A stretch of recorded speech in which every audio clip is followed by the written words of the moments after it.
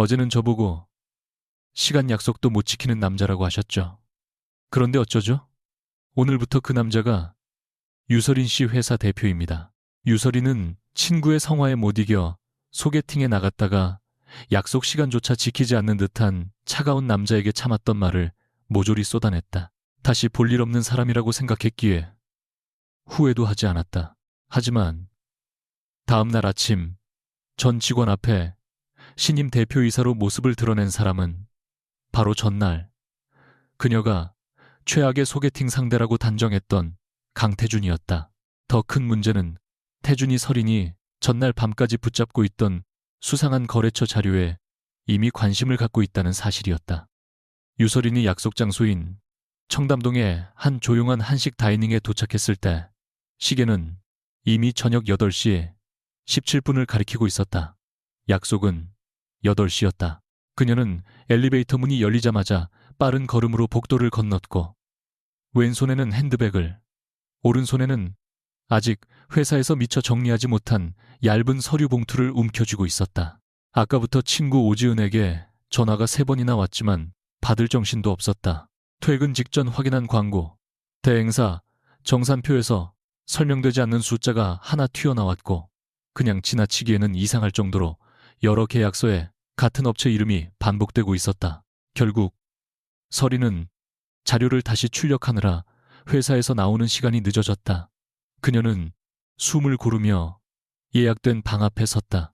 그런데 마침 안쪽 복도에서 검은 정장을 입은 남자가 휴대전화를 끊으며 걸어왔다.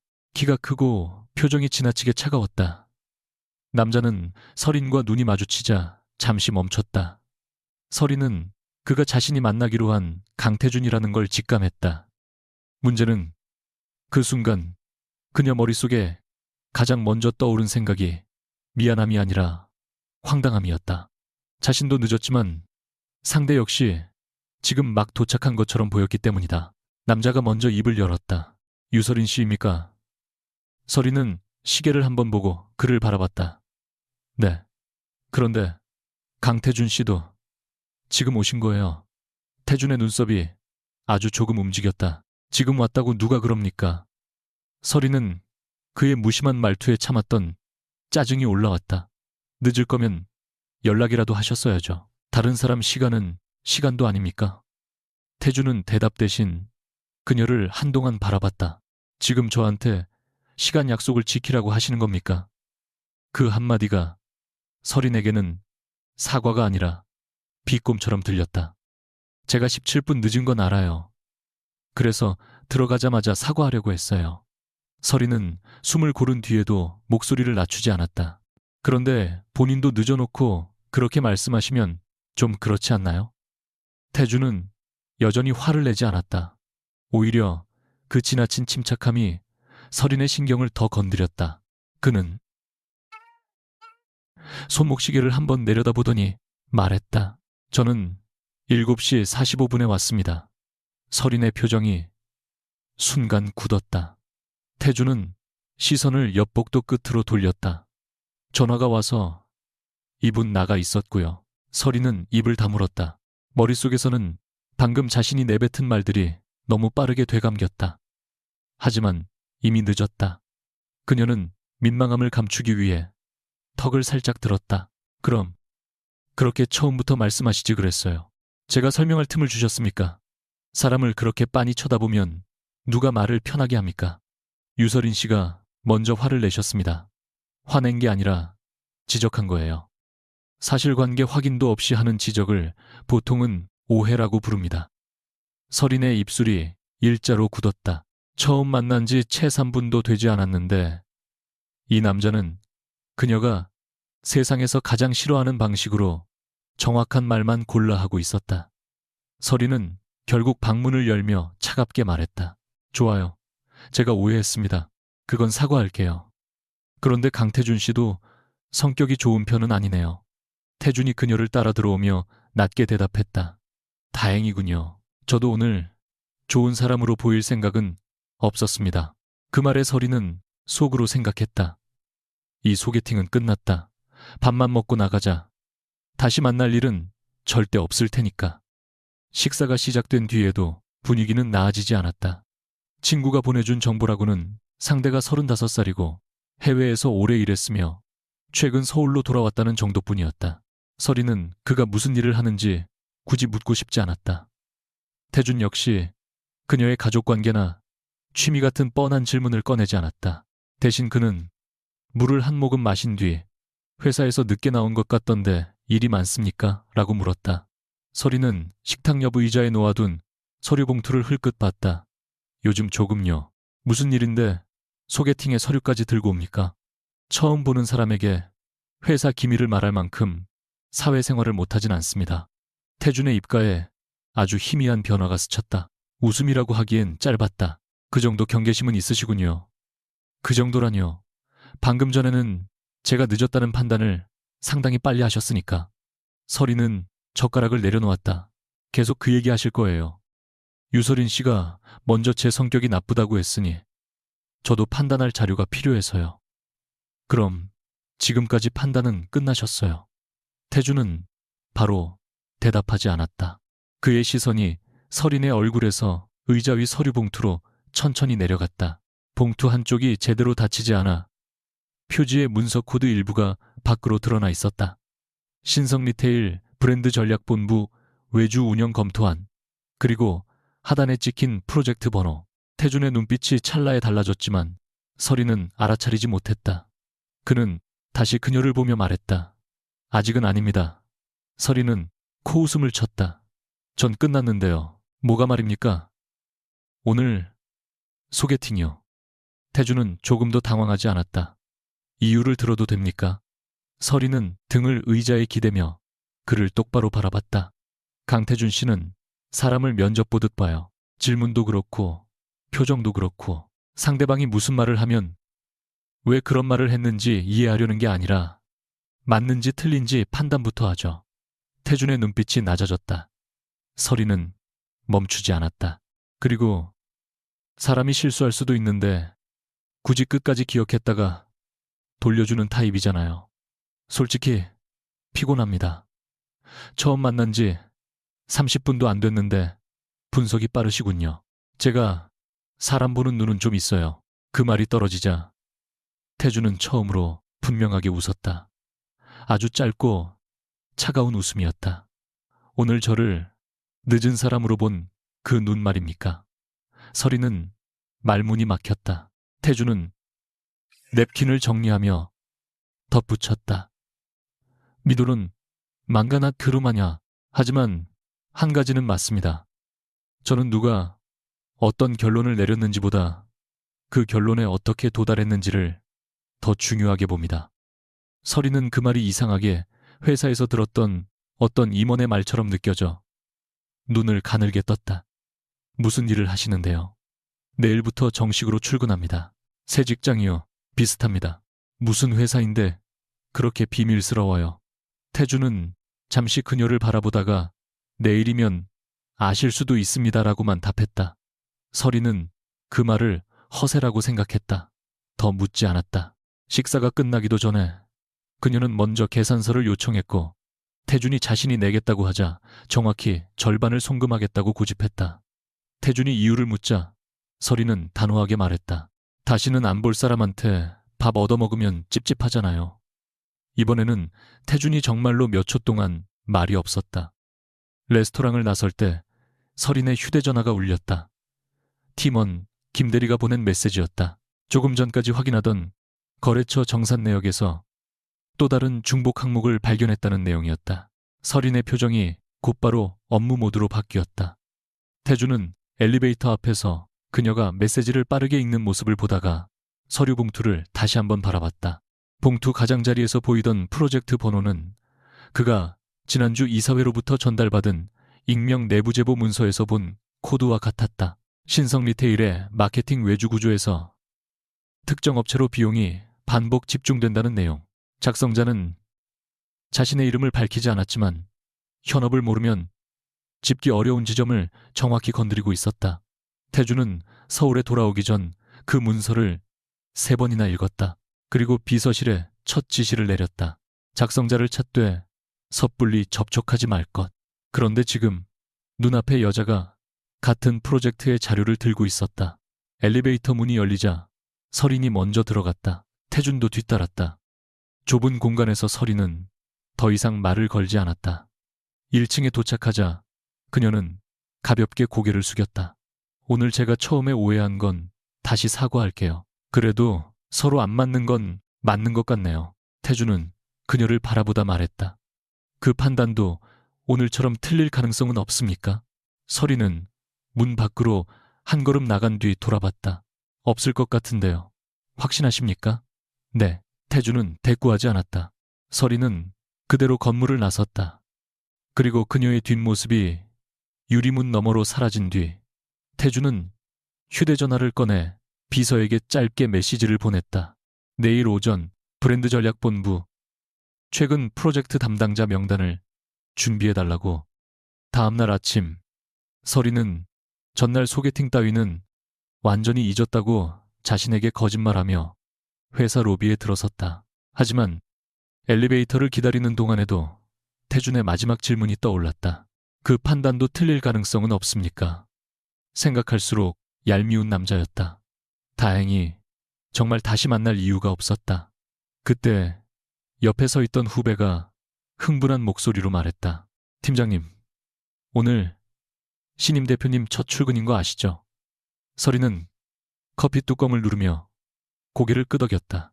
기존 대표가 실적 부진과 내부 갈등에 책임을 지고 물러난 뒤 이사회가 외부에서 젊은 경영자를 데려온다는 소문은 한 달 전부터 있었다. 이사회가 완전히 칼을 뽑았대요. 해외 법인들 구조조정해서 다 살려놓은 사람이라던데요. 다른 직원이 끼어들었다. 엄청 무섭다던데. 숫자 안 맞으면 임원도 회의실에서 바로 잘라버린다는 소문이 있던데요. 설이는 별 관심 없이 말했다. 소문반은 과장이야. 대표가 바뀐다고 오늘 하던 일이 사라지는 것도 아니고. 하지만 엘리베이터 문이 열리기도 전에 팀 단체방에 본부장 공지가 올라왔다. 오전 9시 전 직원 대상 신임 대표 취임 인사 필수 참석. 설이는 한숨을 쉬었다. 지금 그녀에게 중요한 것은 신임 대표 얼굴이 아니라 어젯밤 확인한 중복 거래였다. 문제는 팀원에게 추가 자료를 요청하려던 순간 본부장이 직접 그녀 자리까지 와서 말했다는 것이다. 유 팀장, 오늘 대표 앞에서 괜히 튀는 말 하지 마. 지금 회사 분위기 알지? 설이는 어이없다는 듯 웃었다. 제가 언제 대표님한테 튀는 말을 했다고요? 본부장은 대답하지 않고 의미심장한 얼굴만 했다. 설이는 그때까지만 해도 앞으로 10분 뒤 자신이 무슨 얼굴을 하게 될지 전혀 예상하지 못했다. 9시 정각 사옥 1층 대강당의 조명이 밝아졌다. 수백 명의 직원이 자리를 채운 가운데 임원들이 앞줄에 앉았고 설이는 브랜드 전략본부 팀원들과 중간쯤에 자리했다. 사회를 맡은 인사 담당 임원이 짧은 소개를 시작했다. 오늘부터 신성리테일의 새로운 변화를 이끌어 주실 대표이사 강태준 대표님을 소개하겠습니다.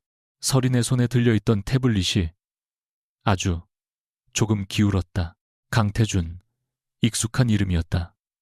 그녀는 천천히 고개를 들었다. 무대 옆 검은 커튼 사이로 한 남자가 걸어 나왔다.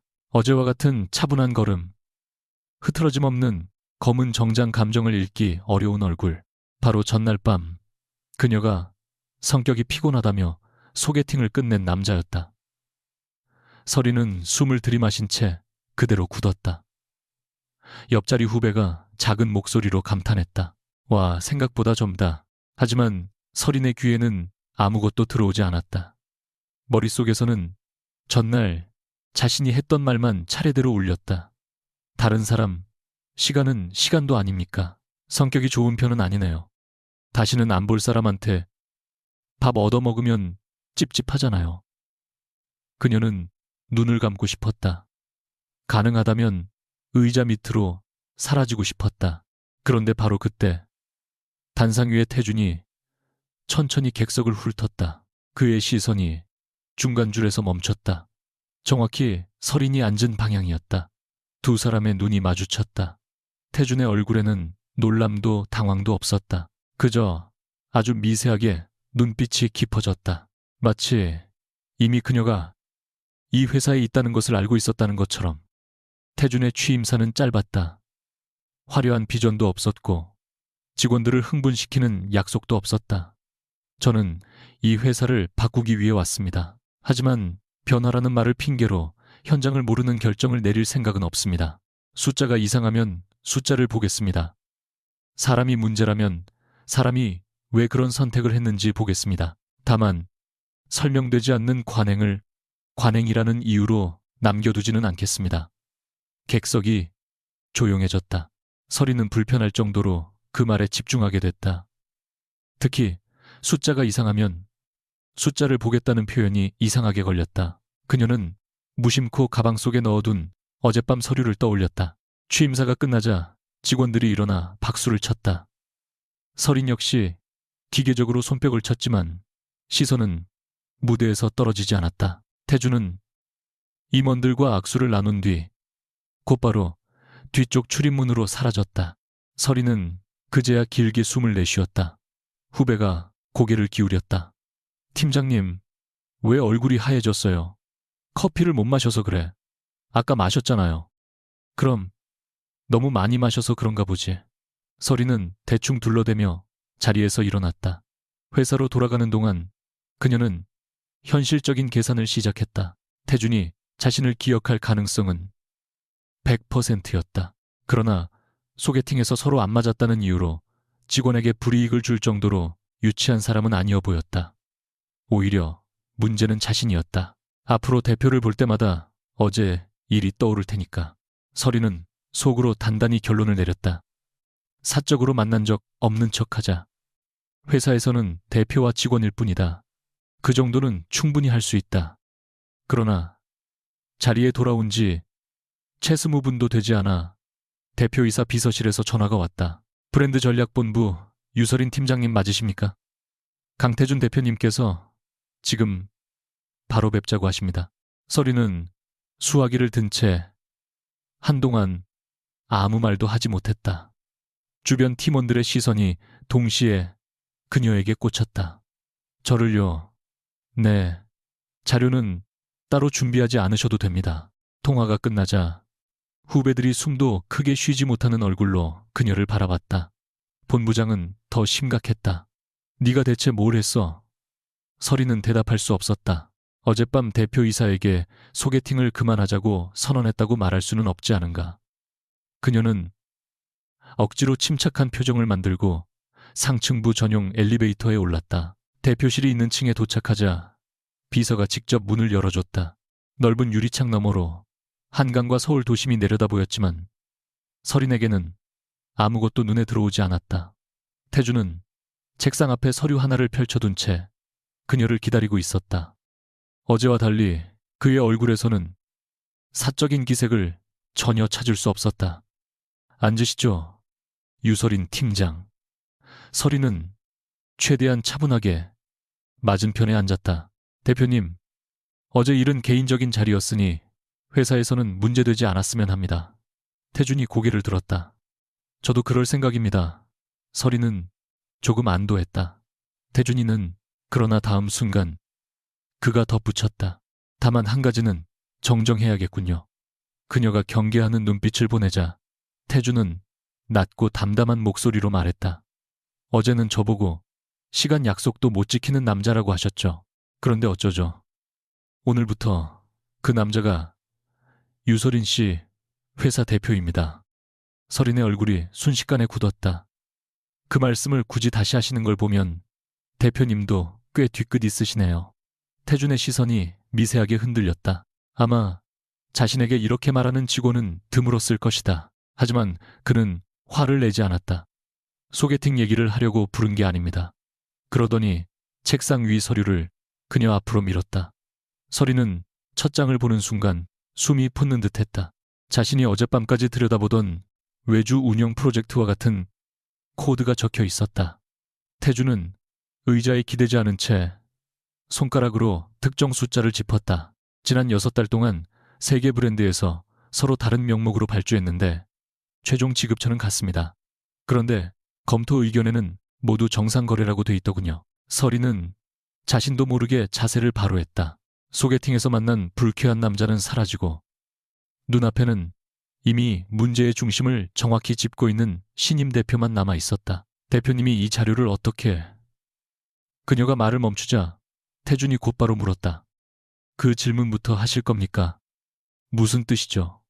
어제 유설인 팀장 가방에 같은 프로젝트 번호가 적힌 자료가 있었습니다. 설인의 손끝이 굳었다. 태준은 그녀의 반응을 놓치지 않았다. 제가 묻겠습니다. 유 팀장은 이 거래가 정상이라고 생각합니까? 설인은 즉시 대답하지 않았다. 그동안 내부에서 괜한 문제를 만들지 말라는 말을 여러 번 들었다. 본부장도 몇 차례 더 이상 파고들지 말라는 식으로 돌려 말했다. 하지만 지금 대표이사가 직접 묻고 있었다. 거짓말을 할 이유도 모른 척할 이유도 없었다. 그녀는 결국 태준의 눈을 정면으로 바라봤다. 아니요, 정상이라고 생각하지 않습니다. 대표실의 공기가 순간 달라졌다. 태준은 그 대답을 예상했다는 듯 놀라지 않았다. 이유는요. 설인은 잠깐 망설이다가 자신이 확인한 구조를 차례대로 설명하기 시작했다. 특정 대행사가 직접 계약 당사자로 반복 등장하지는 않지만 하청 구조를 따라가면 결국 같은 계열 업체의 비용이 집중되고 있다는 점. 프로젝트별 단가는 업계 평균에서 크게 벗어나지 않아 개별 것만 보면 이상을 발견하기 어렵다는 점. 그리고 최근 2차례 계약 심사에서 유독 같은 임원 승인이 빠르게 내려왔다는 점까지. 말하는 동안 그녀는 태준의 얼굴을 살폈다. 그는 중간에 끼어들지 않았다. 단지 필요한 순간에 그 자료를 누가 검토했습니까? 원본 계약서까지 확인했습니까? 의심을 보고한 적은 있습니까? 라고 짧게 물었다. 마지막 질문에서 설인은 잠시 멈췄다. 익명으로 보낸 내부 보고서 이야기를 할 수는 없었다. 아직 그것이 누구 손에 들어갔는지도 몰랐다. 공식 보고선 아직 아닙니다. 태준의 시선이 설인에게 오래 머물렀다. 마치 그녀가 하지 않은 말까지 계산하는 것 같았다. 그러나 그는 더 추궁하지 않았다. 대신 자료를 덮으며 말했다. 좋습니다. 당분간 이 문제에 대해 누구에게도 말하지 마십시오. 설인의 표정이 차갑게 변했다. 덮으라는 뜻입니까? 태준은 눈을 들었다. 바로 그 반응을 기다렸다는 듯했다. 또 결론부터 내리시는군요. 설인이 입술을 다물자 그가 낮게 말했다. 덮으라는 게 아니라 확인하기 전까지 움직이지 말라는 뜻입니다. 움직이면 누군가 먼저 흔적을 지울 테니까. 그 순간 설인은 처음으로 이 남자가 자신의 생각보다 훨씬 더 깊은 곳까지 들어가 있다는 사실을 깨달았다. 태준은 서랍에서 얇은 명단 하나를 꺼내 책상 위에 내려놓았다. 맨 위에는 오늘 날짜와 함께 신설검토 태스크포스라는 제목이 적혀 있었다. 설인은 자신의 이름이 3번째 줄에 있는 것을 발견했다. 이게 뭡니까? 다음 주부터 대표 직속으로 운영될 점검팀입니다. 저를 넣으신 거예요. 문제가 있습니까? 설인은 어이가 없어 웃음조차 나오지 않았다. 어제 소개팅에서 싸운 직원을 오늘 대표 직속팀에 넣는 게 문제가 없다고 생각하세요. 사람들이 알면 무슨 말을 할 것 같습니까? 그래서 어제 일을 회사에서 말할 생각입니까? 제가 왜 말해요? 저도 마찬가지입니다. 태준은 조금도 흔들리지 않았다. 유설인 팀장을 넣은 건 어제 만났기 때문이 아닙니다. 그럼 왜죠? 현장에서 이상한 숫자를 보고도 그냥 넘기지 않은 사람이 필요해서입니다. 설인은 그 말을 듣고도 완전히 납득할 수 없었다. 태준은 자신을 어제 처음 알았을 뿐이었다. 그런데 마치 오래전부터 회사 안에서 그런 사람을 찾고 있었던 것처럼 말했다. 설인이 다시 묻기 직전 태준의 전화가 울렸다. 화면을 본 그의 표정이 차갑게 가라앉았다. 그는 전화를 받지 않고 설인에게 말했다. 오늘은 여기까지 하죠. 그리고 한 가지 더. 설인이 문 앞에서 돌아보자 태준의 시선이 그녀에게 곧게 닿았다. 어제 사람 보는 눈이 있다고 하셨죠? 설인의 얼굴에 경계가 떠올랐다. 태준은 아주 희미하게 입꼬리를 올렸다. 이번에는 천천히 판단해 보십시오. 이 회사에서 누가 거짓말하고 있는지. 서린은 아무 대답도 하지 못한 채 대표실을 나섰다. 문이 닫힌 뒤 태주는 웃음을 거두고 방금 울린 전화를 다시 확인했다. 발신인은 전략총괄 박승혁 전무였다. 그리고 책상 한쪽에는 서린이 아직 존재조차 모르는 익명 내부제보 보고서가 놓여 있었다.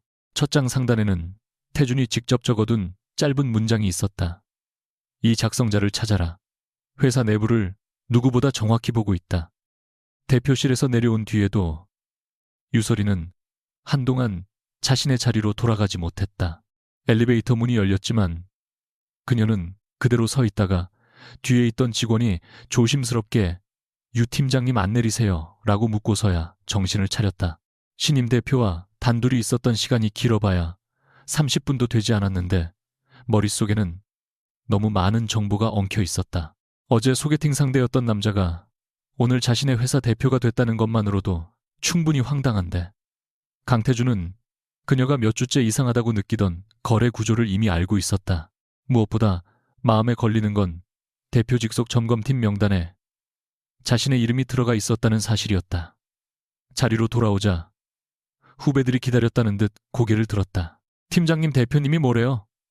설마 첫날부터 프로젝트 바꾸겠대요.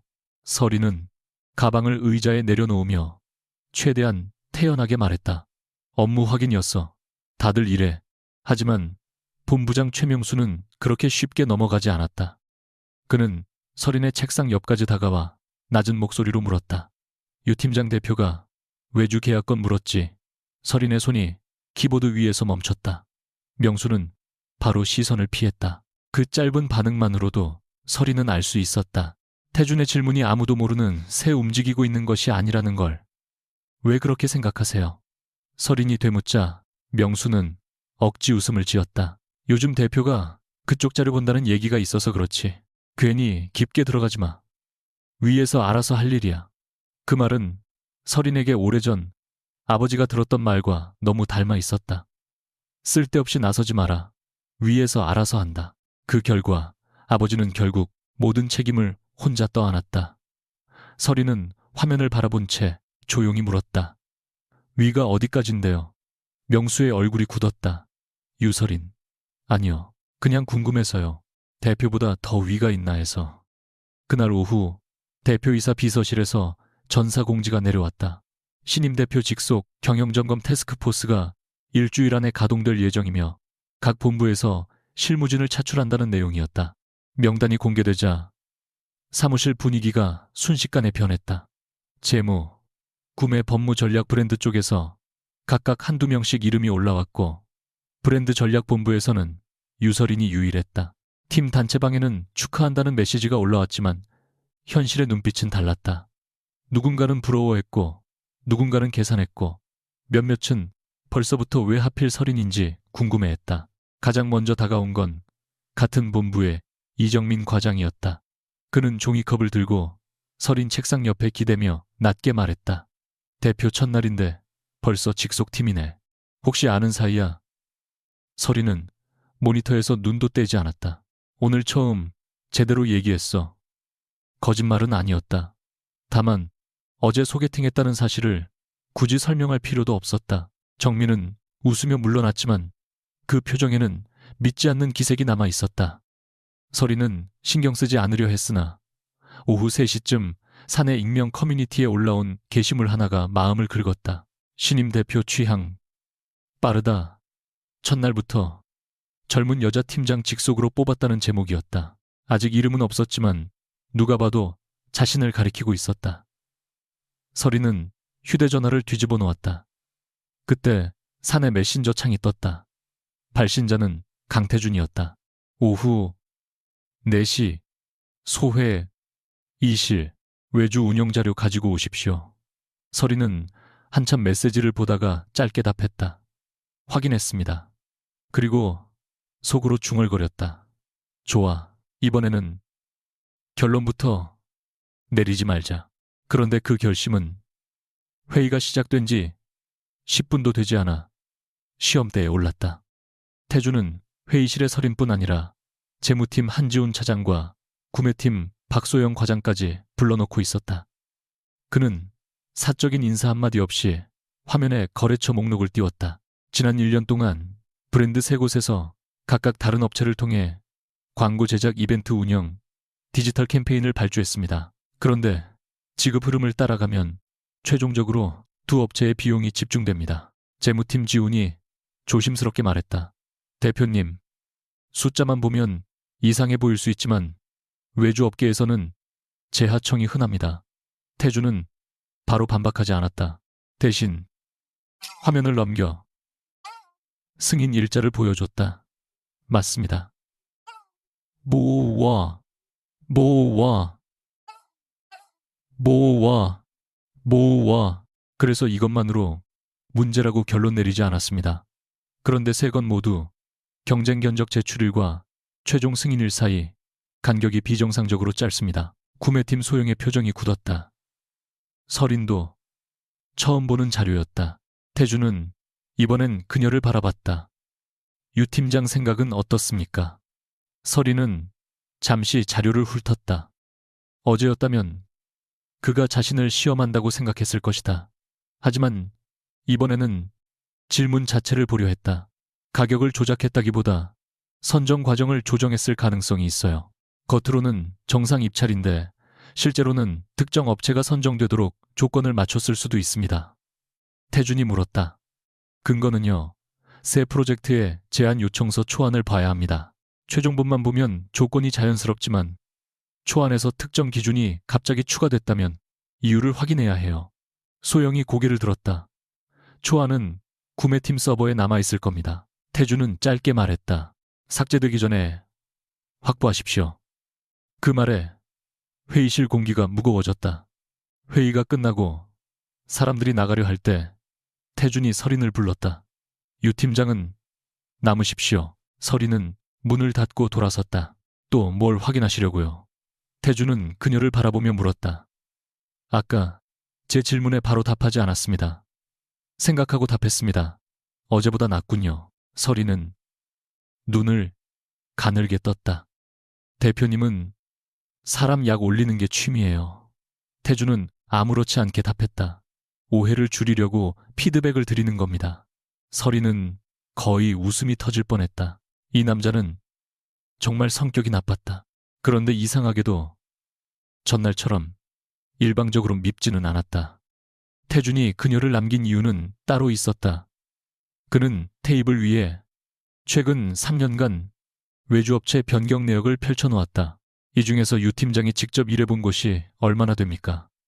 설이는 업체 이름을 훑으며 손가락으로 5곳을 짚었다. 이 정도요. 그중 갑자기 규모가 커진 곳은 설이는 잠시 생각했다. 세림 커뮤니케이션이요. 원래 행사 보조 수준이었는데 작년부터 대형 캠페인을 따기 시작했어요. 이상하다고 느낀 건 맞지만 성과가 나쁘진 않았습니다. 태주는 곧바로 물었다. 누가 처음 추천했습니까? 설인의 표정이 굳었다. 기억을 더듬자 한 사람이 떠올랐다. 전략총괄 박승혁 전무. 하지만 직접 추천했다기보다는 본부장 회의에서 시장 변화에 맞는 유연한 파트너가 필요하다고 말했고 이후 해당 업체가 여러 프로젝트 후보군에 반복해서 들어왔다. 설인은 그 사실을 설명한 뒤 덧붙였다. 그렇다고 박 전무님이 문제라는 뜻은 아닙니다. 태주는 담담히 말했다. 저도 그런 뜻으로 묻지 않았습니다. 그런데 왜 특정 사람 이름이 나오게 질문하시는 거죠? 누가 문제인지 찾는 게 아니라 의사결정 경로를 찾는 겁니다. 그는 잠시 멈췄다가 설인을 똑바로 바라봤다. 유 팀장도 사람을 먼저 의심하지 말고 구조를 보십시오. 그 말은 그녀의 약점을 정확히 건드렸다. 설인은 기분이 상했지만 반박할 수 없었다. 태준이 말을 이었다. 그리고 오늘부터 이 자료는 회사 밖으로 가지고 나가지 마십시오. 설인의 시선이 번쩍 들렸다. 제가 유출이라도 할까 봐요. 보안 때문입니다. 저를 못 믿는 거 아니고요. 태준은 짧게 숨을 내쉬었다. 유설인 씨. 처음으로 팀장 호칭이 빠졌다. 믿음과 보안은 다른 문제입니다. 사적인 이름이 섞인 순간 이상하게 회의실의 공기가 달라졌다. 두 사람 모두 그걸 느낀 듯 잠시 말이 끊겼다. 태주는 먼저 시선을 돌렸다. 회사에서는 유 팀장이라고 부르겠습니다. 설인도 딱딱하게 답했다. 그게 좋겠네요. 다음 날부터 점검팀 준비가 본격적으로 시작됐다. 설이는 평소 업무와 별개로 과거 계약 문서를 확인해야 했고 하루에도 두세 번씩 대표실 층을 오갔다. 처음에는 태준과 마주칠 때마다 전날의 소개팅이 떠올라 불편했지만 며칠이 지나자 상황은 묘하게 변했다. 업무 중에 태준은 차갑지만 무례하지 않았다. 보고서에 오류가 있으면 직급에 상관없이 지적했고 반대로 실무자가 맞으면 임원의 의견도 뒤집었다. 어느 회의에서 최명수 본부장이 현장을 잘 모르는 직원의 개인적 의심 때문에 계약 전체를 흔드는 건 위험합니다. 라고 말했을 때도 태주는 설인을 감싸는 대신 자료를 보며 말했다. 개인적 의심인지 확인하려고 검토하는 겁니다. 정상이라면 검토해도 문제없겠죠. 누구의 편도 들지 않는 대답이었다. 설이는 처음엔 섭섭했다. 그러나 회의가 끝난 뒤 생각해보니 그게 오히려 자신을 보호하는 방식이라는 걸 이해했다. 대표가 공개적으로 그녀 편을 들었다면 벌써부터 나오는 특혜 소문에 불을 붙였을 것이다. 그날 저녁 8시가 넘어서까지 자료를 정리하던 설이는 탕비실에서 컵라면에 물을 붓고 있는 태준을 발견했다. 대표 전용 라운지를 두고 일반 탕비실에 서 있는 모습이 예상 밖이라 그녀는 문 앞에서 멈췄다. 태준이 먼저 말했다. 왜 그렇게 봅니까? 대표도 컵라면 먹는구나 싶어서요. 대표는 안 먹습니까? 적어도 은쟁반에 스테이크 같은 거 드실 줄 알았죠. 제가 유 팀장을 처음 보고 무례한 사람이라고 평생 판단하면 어떻겠습니까? 설이는 피식 웃었다. 또 그 얘기예요. 편견에 대한 교육입니다. 대표님, 교육비 비쌀 것 같은데요. 유 팀장은 이미 소개팅 식사비 절반을 냈으니 수강료는 받은 셈이죠. 설이는 결국 웃음을 터뜨렸다.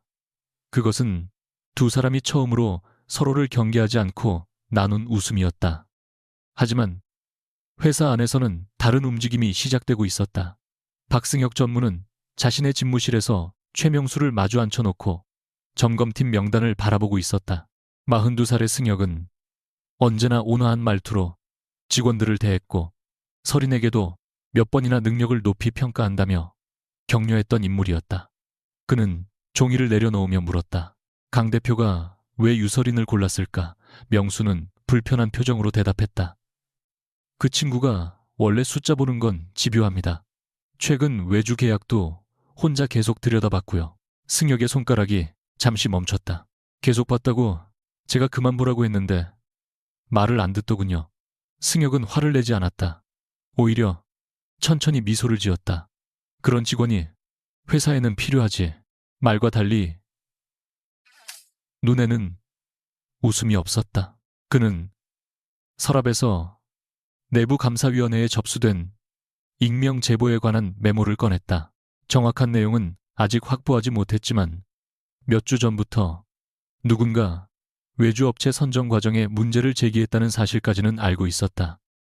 유설인이 제보자일 가능성은 명수는 잠시 망설였다. 확실하진 않습니다. 승혁은 조용히 고개를 끄덕였다. 확실하지 않으면 확인하면 되지. 그가 원하는 건 단순히 잘못을 숨기는 일이 아니었다. 이거 강태준이 오기 전까지 자신이 쌓아온 조직 안의 영향력을 지키는 일이었다. 젊은 대표 하나가 들어와 지난 20년 동안 자신이 만들어 놓은 구조를 잘못된 관행이라고 부르며 뜯어내는 것을 그는 받아들일 수 없었다. 승혁은 창밖을 바라보다 낮게 말했다. 유설인이 무슨 자료를 가지고 있는지부터 알아봐. 건드리지는 말고. 아직은 사흘째 되는 날 설이는 태준과 크게 충돌했다. 구매팀 서버에서 확보한 제안 요청서 초안을 확인하던 중 특정 캠페인의 평가 기준이 최종 승인 직전 변경됐다는 사실을 발견했기 때문이다. 더 이상 우연으로 보기 어려웠다. 설이는 즉시 대표실로 올라가 자료를 책상 위에 내려놓았다. 이 정도면 감사팀에 넘겨야 합니다. 태주는 문서를 천천히 읽었다. 아직 아닙니다. 서린의 목소리가 높아졌다. 또 기다리자는 거예요. 기준이 바뀌었고 그 기준 때문에 특정 업체만 조건을 충족했어요. 누가 바꿨는지 모릅니다. 승인자는 남아있잖아요. 승인과 작성은 다릅니다. 서린은 답답함을 참지 못했다. 이러다 자료 없어지면요. 태주는 고개를 들었다. 이미 원본을 별도 보존했습니다. 그제야 서린의 말이 멈췄다. 태주는 이어 말했다. 유 팀장이 발견하기 전에 그렇게 했습니다. 그럼 왜 저한테 말씀 안 하셨어요? 모든 정보를 공유해야 합니까? 같은 팀이면 최소한 방향은 알아야죠. 아직 정식 팀도 아닙니다. 태준의 냉정한 말에 서린의 얼굴이 굳었다. 그녀는 순간 자신이 단지 정보 수집을 위해 이용되고 있다는 생각이 들었다. 그럼 저는 뭡니까? 현장 정보 뽑아내기 좋은 직원이에요. 태준의 눈빛이 차갑게 내려앉았다. 그렇게 생각합니까? 대표님은 아무것도 설명하지 않잖아요. 설명하지 않는 것과 이용하는 건 다릅니다. 상대 입장에서는 구분하기 어렵습니다. 그 말이 떨어진 뒤 긴 침묵이 흘렀다. 태주는 한동안 그녀를 바라보다 처음으로 목소리를 조금 낮췄다. 제가 정보를 제안하는 이유는 유 팀장을 못 믿어서가 아닙니다. 누가 어느 선까지 알고 있는지 확인되지 않았기 때문입니다. 서린은 여전히 화가 풀리지 않았지만 그의 얼굴에서 거짓말을 찾지는 못했다. 태주는 덧붙였다. 다만 설명이 부족했다는 건 인정하겠습니다. 서린은 예상하지 못한 사과에 입을 다물었다. 그는 완벽하게 굽힌 것도 아니고 변명한 것도 아니었다. 그저 자신의 잘못한 부분만 정확히 인정했다. 이상하게 그게 더 마음을 흔들었다. 그날 밤 서린은 혼자 사무실에 남아 과거 캠페인 자료를 다시 비교했다. 태준과의 말다툼 이후 집중이 잘 되지 않았지만 감정 때문에 일을 멈추고 싶지는 않았다. 그러다 오래된 이메일 첨부 파일 하나에서 이상한 점을 발견했다. 세림 커뮤니케이션이 처음 후보군에 들어왔던 프로젝트의 초기 제안서였다. 현재 서버에 남아있는 최종본과 달리 그 문서에는 다른 업체 이름이 가장 유력한 후보로 표시돼 있었다. 파일 생성자는 이미 회사를 떠난 직원이었다. 서린은 기록을 따라가다가 그 직원이 지난해 말 지방 계열사로 갑자기 발령받았다는 사실까지 확인했다. 순간 등 뒤가 서늘해졌다. 마침 그때 후배 김대리에게 메시지가 왔다. 팀장님, 이상한데요. 작년에 이 계약 검토했던 윤대리. 기억하세요? 오늘 인사발령 났어요. 지방 물류법인으로 갑자기요. 서린은 화면을 한참 바라봤다. 윤대리는 불과 이틀 전 그녀에게 예전 계약서 원본 위치를 알려준 사람이었다.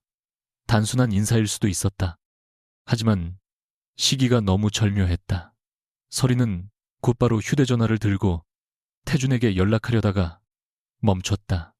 지금 시간이 밤 10시가 넘었다. 대표에게 개인 번호로 전화하는 것도 애매했다. 무엇보다 조금 전까지 설명도 안 한다고 싸워놓고 곧장 그를 찾는 자신이 이상하게 느껴졌다. 그 순간 사무실 출입문이 열렸다. 서린은 놀라 고개를 들었다. 검은 코트를 팔에 걸친 태준이 서 있었다. 아직 안 갔습니까? 서린은 반사적으로 물었다. 대표님은 왜 안 가셨어요? 제가 먼저 물었습니다. 저도요. 태준은 피곤한 듯 미간을 누르다가 그녀 책상 위 자료를 바라봤다. 뭘 찾았습니까? 서린은 잠시 그를 바라봤다. 설명하지 않는 사람, 정보를 감추는 사람. 그런데 이상하게 지금은 그에게 말해야 한다는 생각이 들었다. 서린은 윤대리의 발령과 과거 계약서 차이를 설명했다. 태준의 표정은 들을수록 굳어졌다. 그는 곧바로 누군가에게 전화하지 않았다. 대신 서린이 보여준 파일의 생성 시각과 수정 기록을 직접 확인했다. 이 직원이 유 팀장에게 자료 위치를 알려준 걸 다른 사람이 압니까? 김대리 정도는 알아요. 제가 같이 찾았으니까요. 본부장은 서린은 잠시 생각하다 고개를 저었다. 말하지 않았습니다. 태준은 몇 초 동안 침묵하다가 말했다. 내일부터 윤대리에게 직접 연락하지 마십시오. 서린의 표정이 굳었다. 그 사람에게 피해가 갈까 봐요. 이미 갔을 가능성이 있습니다. 짧은 대답이었다. 설인의 마음이 무거워졌다.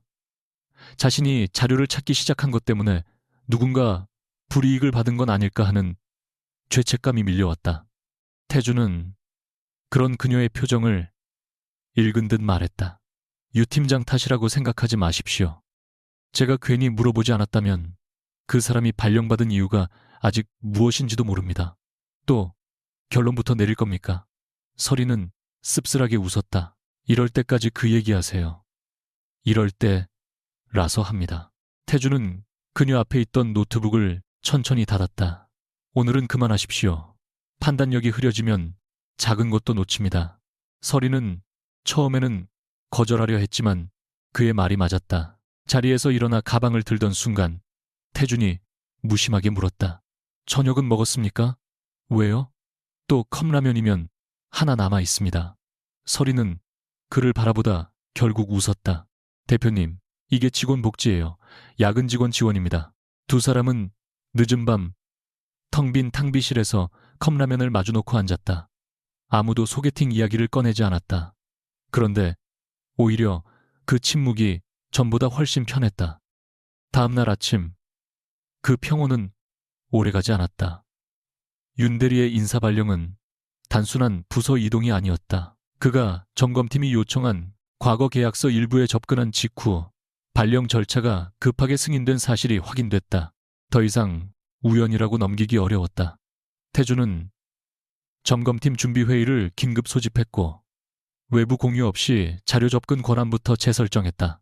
설이는 회의실에서 박승혁 전무와 처음으로 제대로 마주쳤다. 승혁은 특유의 부드러운 웃음을 지으며 그녀에게 말했다. 유 팀장이 요즘 대표님께 아주 중요한 사람이 됐다고 들었어. 겉으로는 칭찬 같았지만 어딘가 날이 서 있었다. 설이는 예의를 갖춰 대답했다. 프로젝트 때문에 잠시 지원하는 것뿐입니다. 그래, 너무 무리하지는 마. 회사 일이라는 게 파고들다 보면 괜히 다치는 수도 있어. 승혁은 웃으며 지나갔다. 설이는 그 말을 듣는 순간 걸음을 멈췄다. 단순한 걱정인지 경고인지 판단하기 어려웠다. 이번에는 성급하게 결론 내리지 않기로 했다. 대신 사실을 기억해 두었다.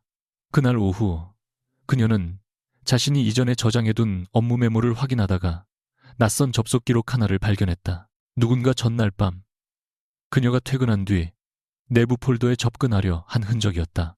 설인의 등골이 서늘해졌다. 바로 그때 태준에게 메시지가 왔다. 어떤 자료도 혼자 확인하지 마십시오. 이상한 점이 있으면 바로 보고하십시오. 마치 그녀가 발견할 것을 미리 예상한 듯한 문장이었다. 설이는 화면을 보다가 짧게 답장을 썼다.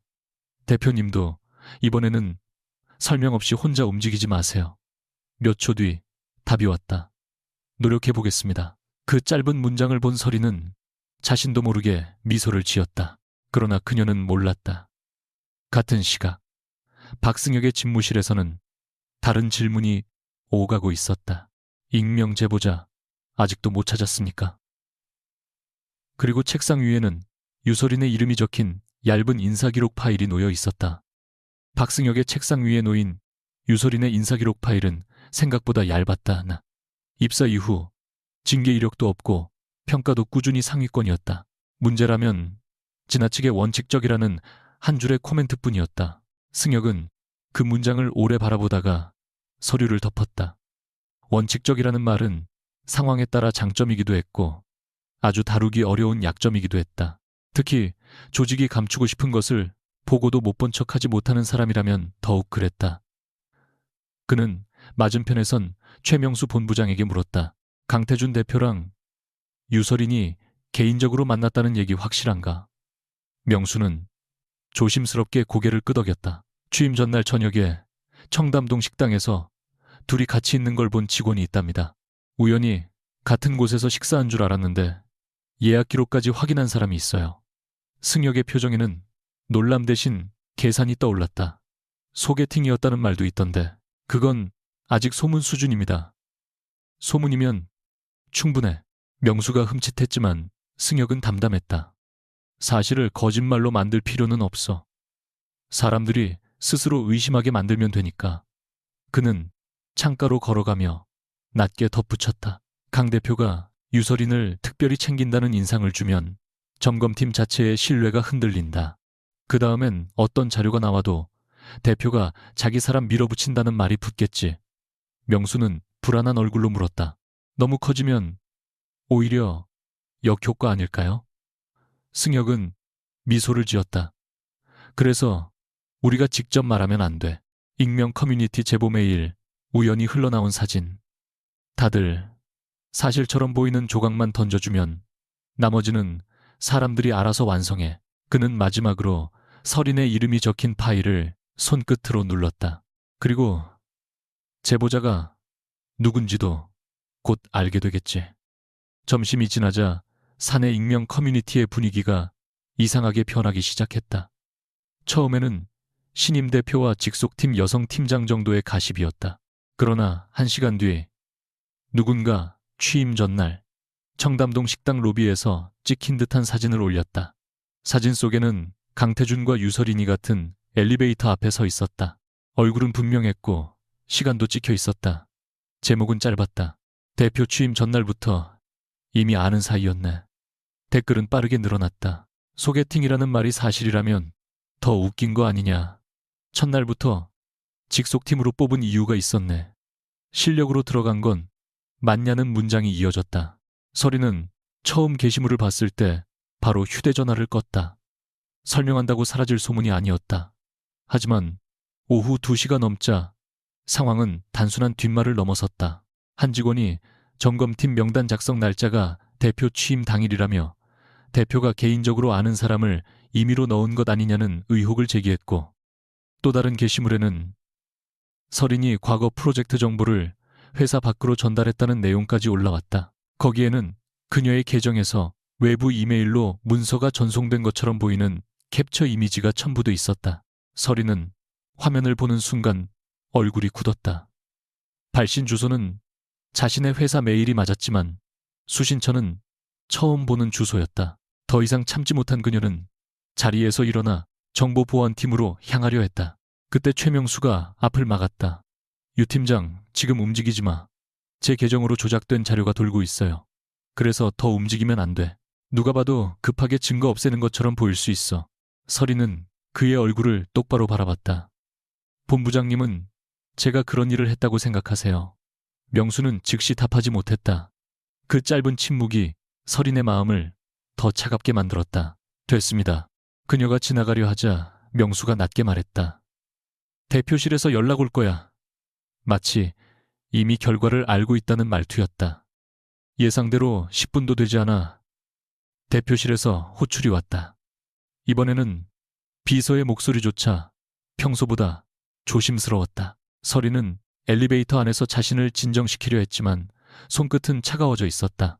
대표실 문을 열자 태주는 창가 쪽이 아니라 회의 테이블 앞에 서 있었다. 테이블 위에는 익명 게시판 캡처, 외부 메일 전송 기록, 그리고 청담동 식당 사진이 가지런히 놓여 있었다.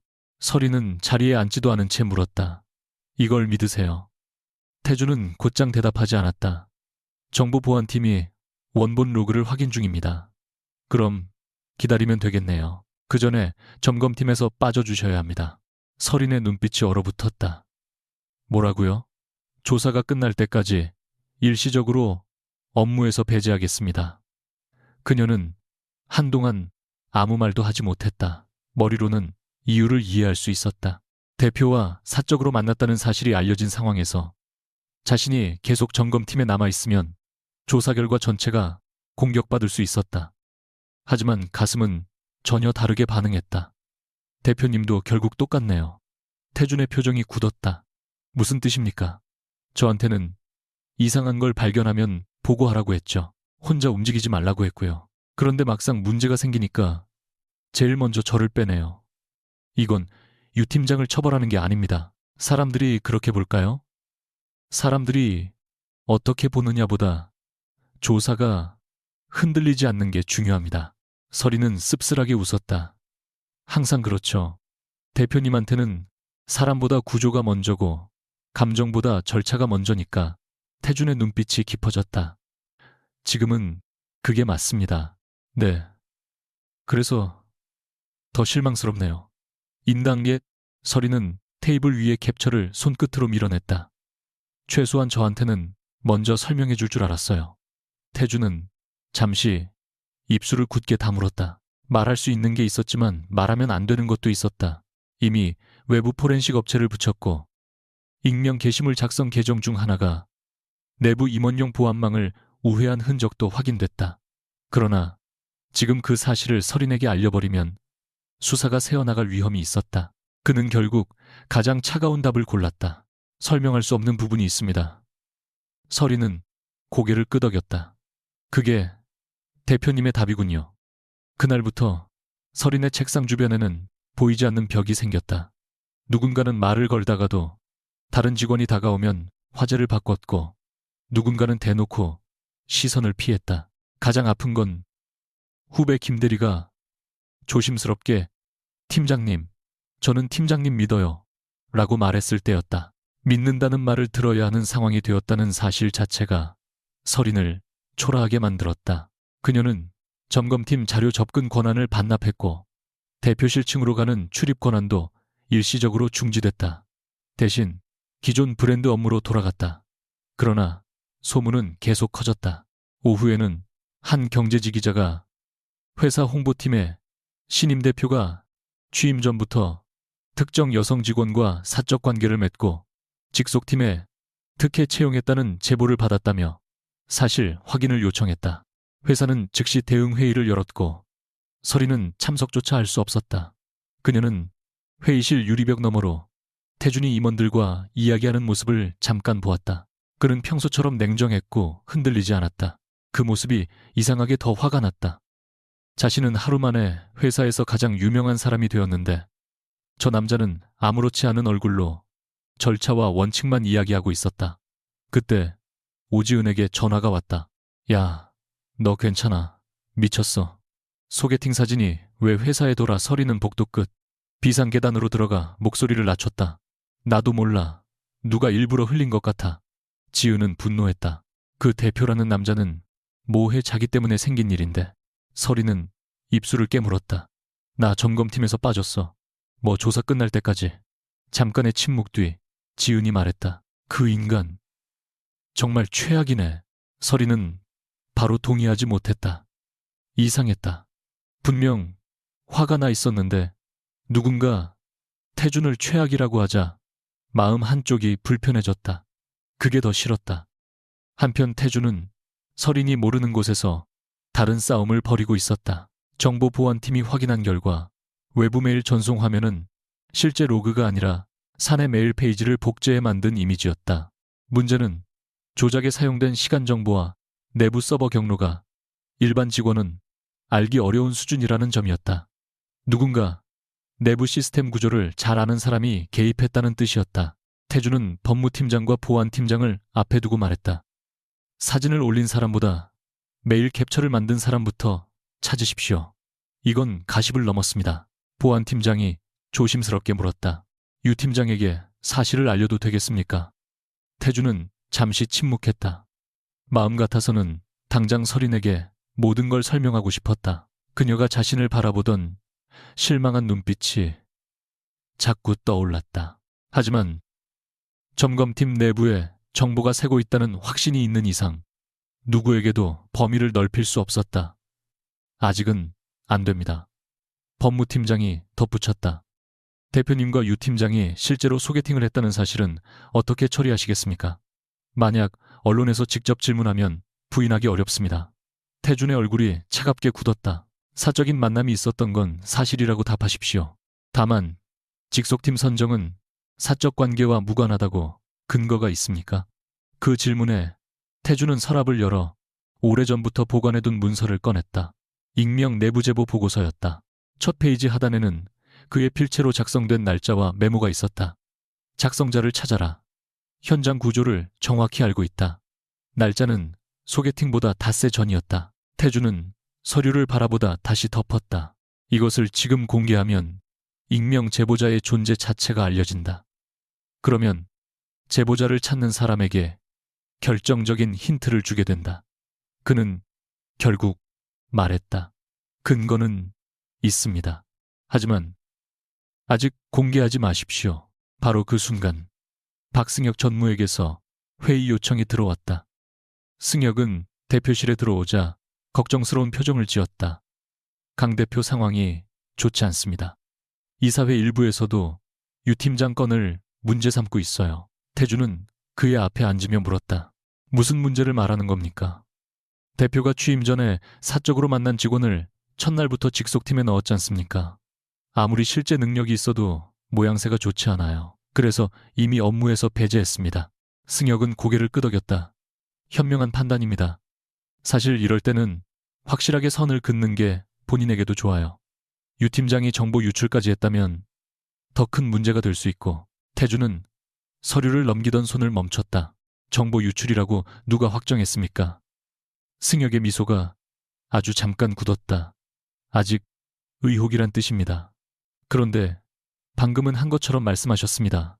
태준의 목소리는 평온했지만 날카로웠다. 승혁은 곧바로 웃음을 되찾았다. 제가 말을 잘못했네요. 태준은 더 추궁하지 않았다. 다만 머릿속 어딘가에 그 반응을 기록했다. 승혁은 다른 화제로 넘어가려 했지만 태준이 먼저 물었다. 전무님은 유설인 팀장을 얼마나 오래 아십니까? 몇 년 됐죠. 꽤 괜찮은 직원입니다. 다만 가끔 너무 정의감이 앞서서 문제를 크게 만드는 경향은 있어요. 그런 평가가 인사기록에도 있더군요. 승혁은 눈빛을 아주 조금 좁혔다. 인사기록까지 보셨습니까? 제 직속 팀원이었습니다. 태주는 담담하게 답했다. 승혁은 더 웃지 않았다. 두 남자 사이에 짧은 침묵이 흘렀다.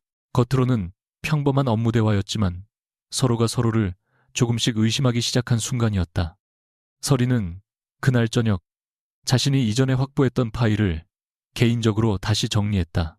접근 권한을 반납했기 때문에 회사 서버에서 새 자료를 볼 수는 없었지만 자신이 이미 분석해둔 메모와 일정표는 머릿속에 남아 있었다. 특정 업체의 계약이 급증하기 시작한 시점, 박승혁이 전략총괄로 승진한 시점, 그리고 관련 프로젝트를 검토하던 직원들의 이동 시기가 이상할 정도로 겹쳤다. 그녀는 노트에 날짜를 하나씩 적다가 손을 멈췄다. 지금 자신이 이걸 계속 파고들면 회사 규정 위반이 될 수도 있었다. 태준이 말한 대로 조사에서 빠진 상태였다. 하지만 아무것도 하지 않고 앉아있자니 더 견딜 수 없었다. 그 순간 메신저로 김대리의 메시지가 도착했다. 팀장님, 저 전에 말씀드린 윤 대리한테 개인적으로 연락해봤는데요. 좀 이상해요. 발령 전에 누가 옛날 계약건 누가 보고 있는지 물어봤대요. 서리는 곧바로 답장을 쓰려다 멈췄다. 누가 물어봤냐고 묻고 싶었다. 그러나 김대리까지 위험해질 수 있다는 생각이 들어 메시지를 지웠다. 대신 전화기를 내려놓고 노트를 덮었다.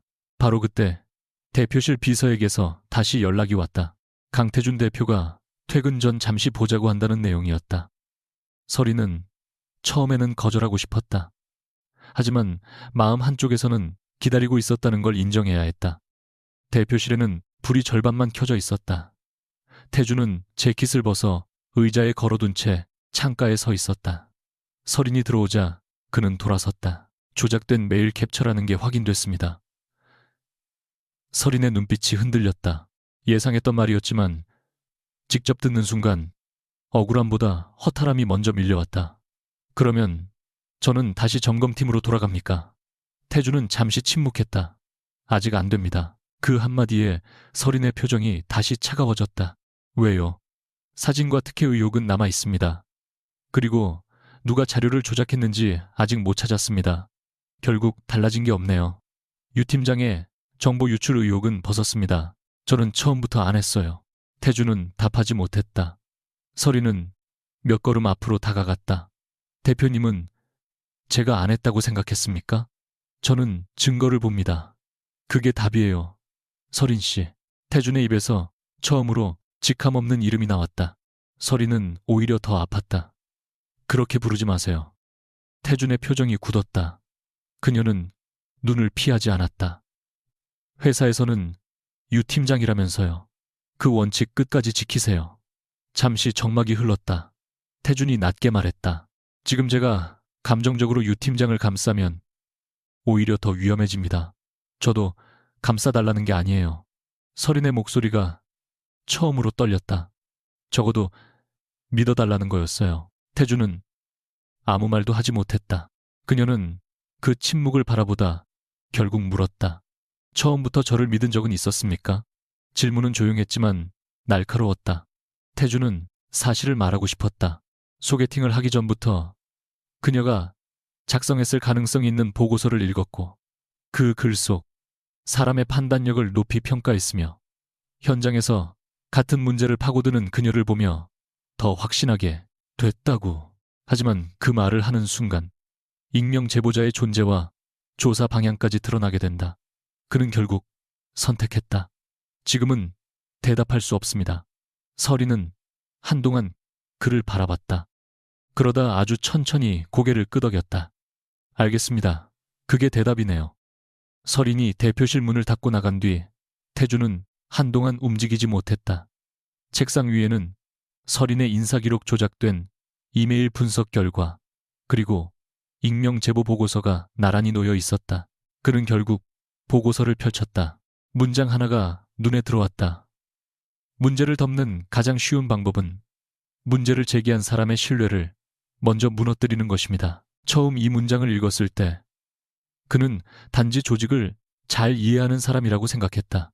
지금은 이상할 정도로 현실이 되어 있었다. 태준은 비서실에 전화를 걸어 조용히 지시했다.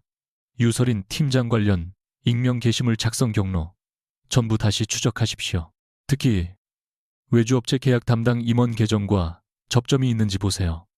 전화를 끊은 뒤 그는 창밖의 야경을 바라봤다. 자신이 옳은 선택을 했다고 믿고 싶었지만 서린의 마지막 표정이 자꾸 떠올랐다.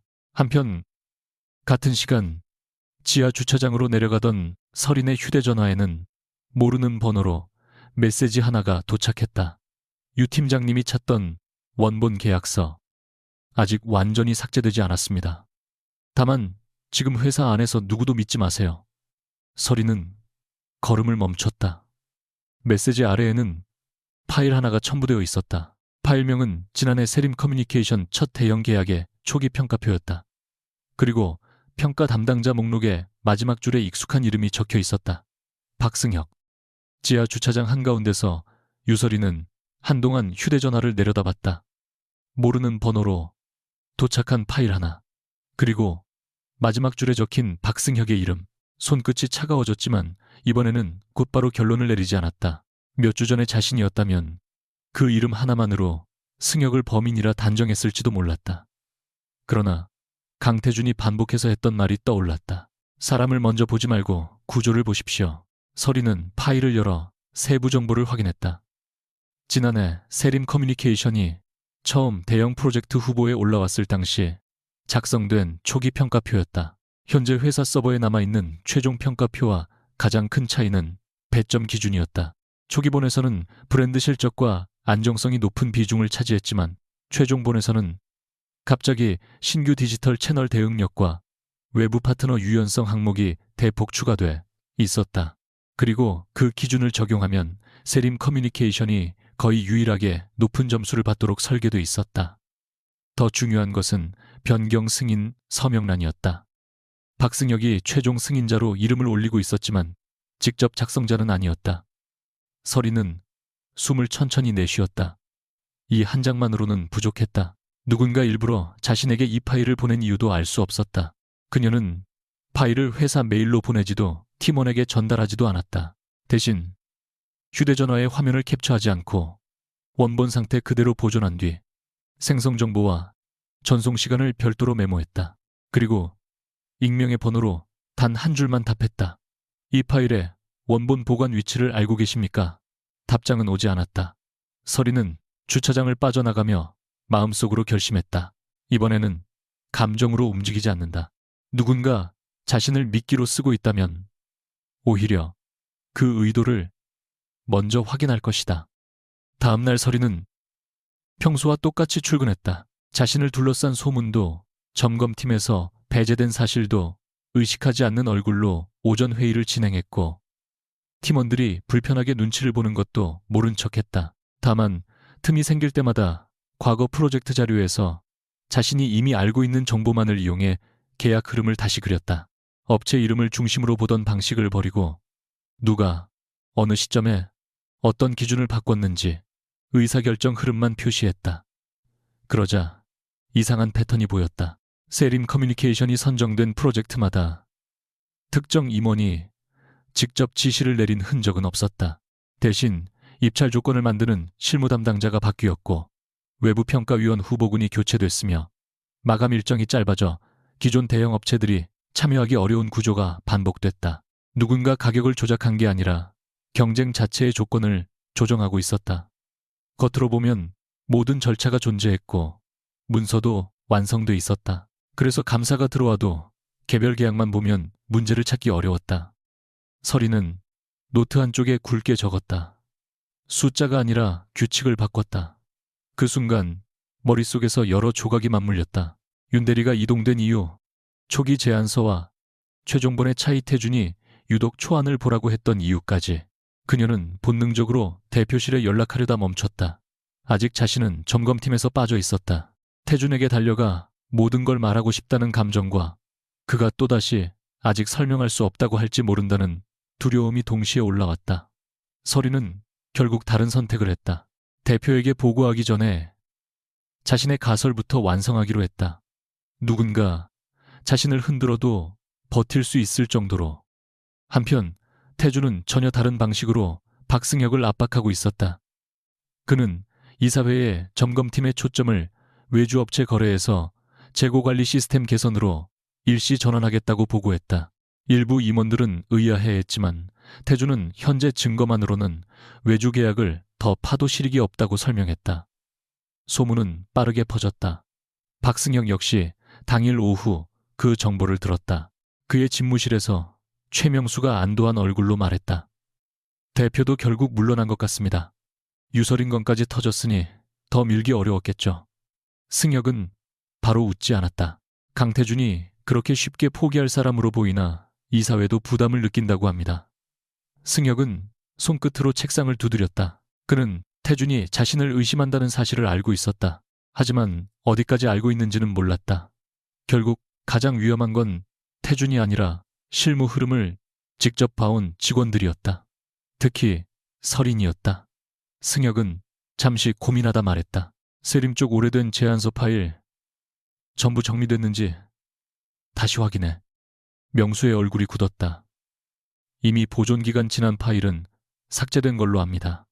아는 걸로는 부족하지. 승혁은 차갑게 덧붙였다. 그리고 예전 평가위원 연락처도 정리해. 괜히 엉뚱한 데서 말 나오지 않게. 그는 자신이 평소처럼 흔적을 정리하는 것이라 생각했다. 그러나 바로 그 순간 태준이 기다리던 움직임이 시작되고 있었다. 점검팀이 외주계약에서 손을 뗐다는 소문 자체가 미끼였다. 보안팀은 이미 오래된 파일 저장소에 대한 접근 기록을 별도로 감시하고 있었고 그날 오후 특정 임원 비서실 계정에서 보존기간이 지난 제안서 폴더에 접근한 흔적이 남았다. 태주는 보고서를 받아든 뒤 처음으로 확신에 가까운 표정을 지었다. 직접 돈이 오간 증거는 아직 없었다. 그러나 조사 방향이 바뀌었다는 소문 직후 누군가 과거 계약 흔적을 정리하려 했다는 사실만으로도 다음 단계를 열 수 있었다. 그는 비서에게 말했다. 지금은 막지 마십시오. 뭘 지우려고 하는지 끝까지 보자. 서리는 오후 늦게 뜻밖의 전화를 받았다. 발신자는 윤대리였다. 그녀는 한참 망설이다 전화를 받았다. 윤대리님. 상대방 목소리는 주변을 의식하는 듯 작았다. 팀장님, 저 때문에 곤란해지신 거 아니죠? 서리는 곧바로 캐묻지 않았다. 발령은 괜찮아요. 윤대리는 씁쓸하게 웃었다. 괜찮다고 하면 거짓말이죠. 그런데 제가 연락드린 건 그게 아니라 팀장님이 찾으시던 옛날 계약 자료 때문입니다. 서린의 손이 멈췄다. 윤대리는 당시 실무팀에서 이상한 지시 하나를 받은 기억이 있다고 말했다. 업체를 평가한 뒤 점수를 바꾼 게 아니라 평가표가 완성되기 전에 기준을 바꾸라는 요청이었다. 요청은 공식 공문이 아니었다. 당시 전략실에서 내려온 검토 의견을 전달받았고 그 의견을 반영하는 것이 사실상 지시처럼 받아들여졌다는 것이다. 서리는 조심스럽게 물었다. 그 의견에 박승혁 전무 이름이 있었어요. 윤 대리는 잠시 침묵했다. 직접 이름은 없었습니다. 전략실장 명의였어요. 그때 전략실장이 박 전무님이었고요. 서리는 실망하지 않았다. 오히려 중요한 차이를 이해했다. 직접 명령이 아니라 구조를 이용했다. 누구도 명백한 불법 지시를 받았다고 말할 수 없지만 조직 안에서는 누가 원하는지 모두 알 수 있는 방식. 그럼 원본 메일이 남아 있습니까? 서린이 묻자 윤 대리가 말했다. 회사 서버에서는 사라졌을 겁니다. 하지만 당시 감사 대비해서 출력본을 보관한 사람이 있어요. 재무팀에 있던 전 팀장인데 퇴직하면서 개인 자료까지 다 버리진 않았다고 들었습니다. 서린은 그 이름을 받아 적었다. 그러나 전화를 끊기 전 윤 대리가 덧붙였다. 팀장님 조심하세요. 제가 발령받기 전날 누가 저한테 물었어요. 유 팀장이 어디까지 알고 있냐고. 누가요? 최 본부장님이요. 서리는 눈을 감았다. 충격은 컸지만 이번에도 단정하지 않았다. 명수가 지시를 받은 것인지 스스로 움직인 것인지 아직 알 수 없었다. 다만 분명한 것은 하나였다. 누군가 자신이 어디까지 알고 있는지를 계속 확인하고 있었다. 그날 저녁 서리는 결국 태준에게 연락했다. 대표님 10분만 시간 주세요. 이번에는 추측이 아니라 구조를 보여드릴 수 있습니다. 답장은 곧 왔다. 올라오십시오. 대표실 문을 열었을 때 태준은 혼자가 아니었다. 법무팀장과 보안팀장이 함께 있었고 화면에는 서버 접근 기록이 떠 있었다. 서리는 순간 멈췄다. 태준은 두 사람에게 잠시 자리를 비워달라고 한 뒤 그녀를 바라봤다. 무슨 구조입니까? 서리는 준비한 노트를 펼쳤다. 세림 커뮤니케이션이 선정된 프로젝트들을 업체별이 아니라 조건 변경 시점별로 연결한 표였다. 처음에는 계약 금액을 보고 이상하다고 생각했습니다. 그런데 돈은 결과일 뿐이었어요. 누군가 업체를 직접 밀어넣은 게 아니라 특정 업체가 유리하도록 경쟁 조건을 계속 바꿨습니다. 실적 비중을 낮추고 디지털 대응력 비중을 높이고 입찰 기간을 짧게 만들고 평가위원 후보를 바꿨어요. 하나씩 보면 다 설명 가능한 결정인데 반복해서 보면 방향이 같습니다. 억선구롱, 우리가 맨 태주는 노트를 한참 바라보다 물었다. 이걸 어떻게 찾았습니까? 제가 예전에 직접 참여했던 프로젝트 일정과 비교했습니다. 새 자료 접근은 안 했어요. 규정 위반하지 않았습니다. 태준의 눈빛이 아주 조금 누그러졌다. 잘했습니다. 서리는 잠시 말이 없었다. 그 단순한 한마디가 이상하게 깊게 들어왔다. 그러나 곧 정신을 차리고 말했다. 그리고 윤 대리에게 들은 게 있습니다. 그녀가 전략실의 검토 의견과 명수의 질문까지 설명하자 태준은 놀라기보다 오히려 조용해졌다. 그는 잠시 뒤 화면을 돌려 서버 접근 기록을 보여줬다. 오늘 오후 전략총괄 비서실 계정에서 오래된 외주 계약 저장소에 접근했습니다. 서린의 눈이 커졌다. 대표님이 일부러 외주 조사 접었다는 말을 흘린 거예요. 네, 그럼 저한테도 말 안 한 이유가 정보가 어디서 새는지 확인해야 했습니다. 서리는 씁쓸하게 웃었다. 역시 또 설명 안 하셨네요. 태주는 이번엔 피하지 않았다. 그건 제 잘못입니다. 서린이 고개를 들었다.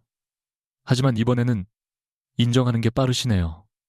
태주는 잠시 그녀를 바라봤다.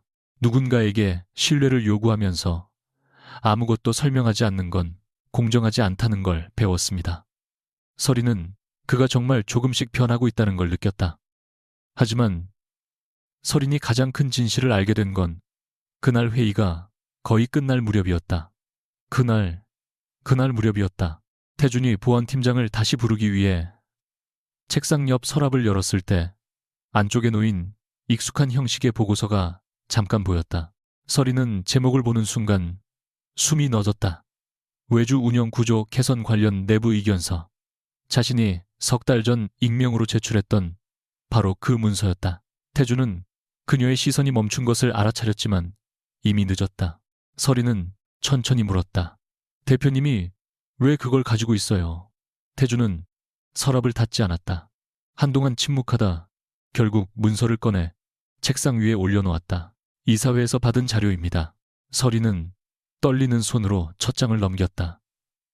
문제를 덮는 가장 쉬운 방법은 문제를 제기한 사람의 신뢰를 먼저 무너뜨리는 것입니다. 다음 장 구석에는 태준의 손글씨가 적혀 있었다. 작성자를 찾아라. 회사 내부를 누구보다 정확히 보고 있다. 서린의 시선은 자연스럽게 그 아래 날짜로 내려갔다. 그녀의 얼굴이 굳었다. 날짜는 자신과 태준이 소개팅을 하기 닷새 전이었다. 서린은 한동안 아무 말도 하지 못했다. 자신이 가장 오랫동안 두려워했던 의심이 한순간에 무너지고 있었다.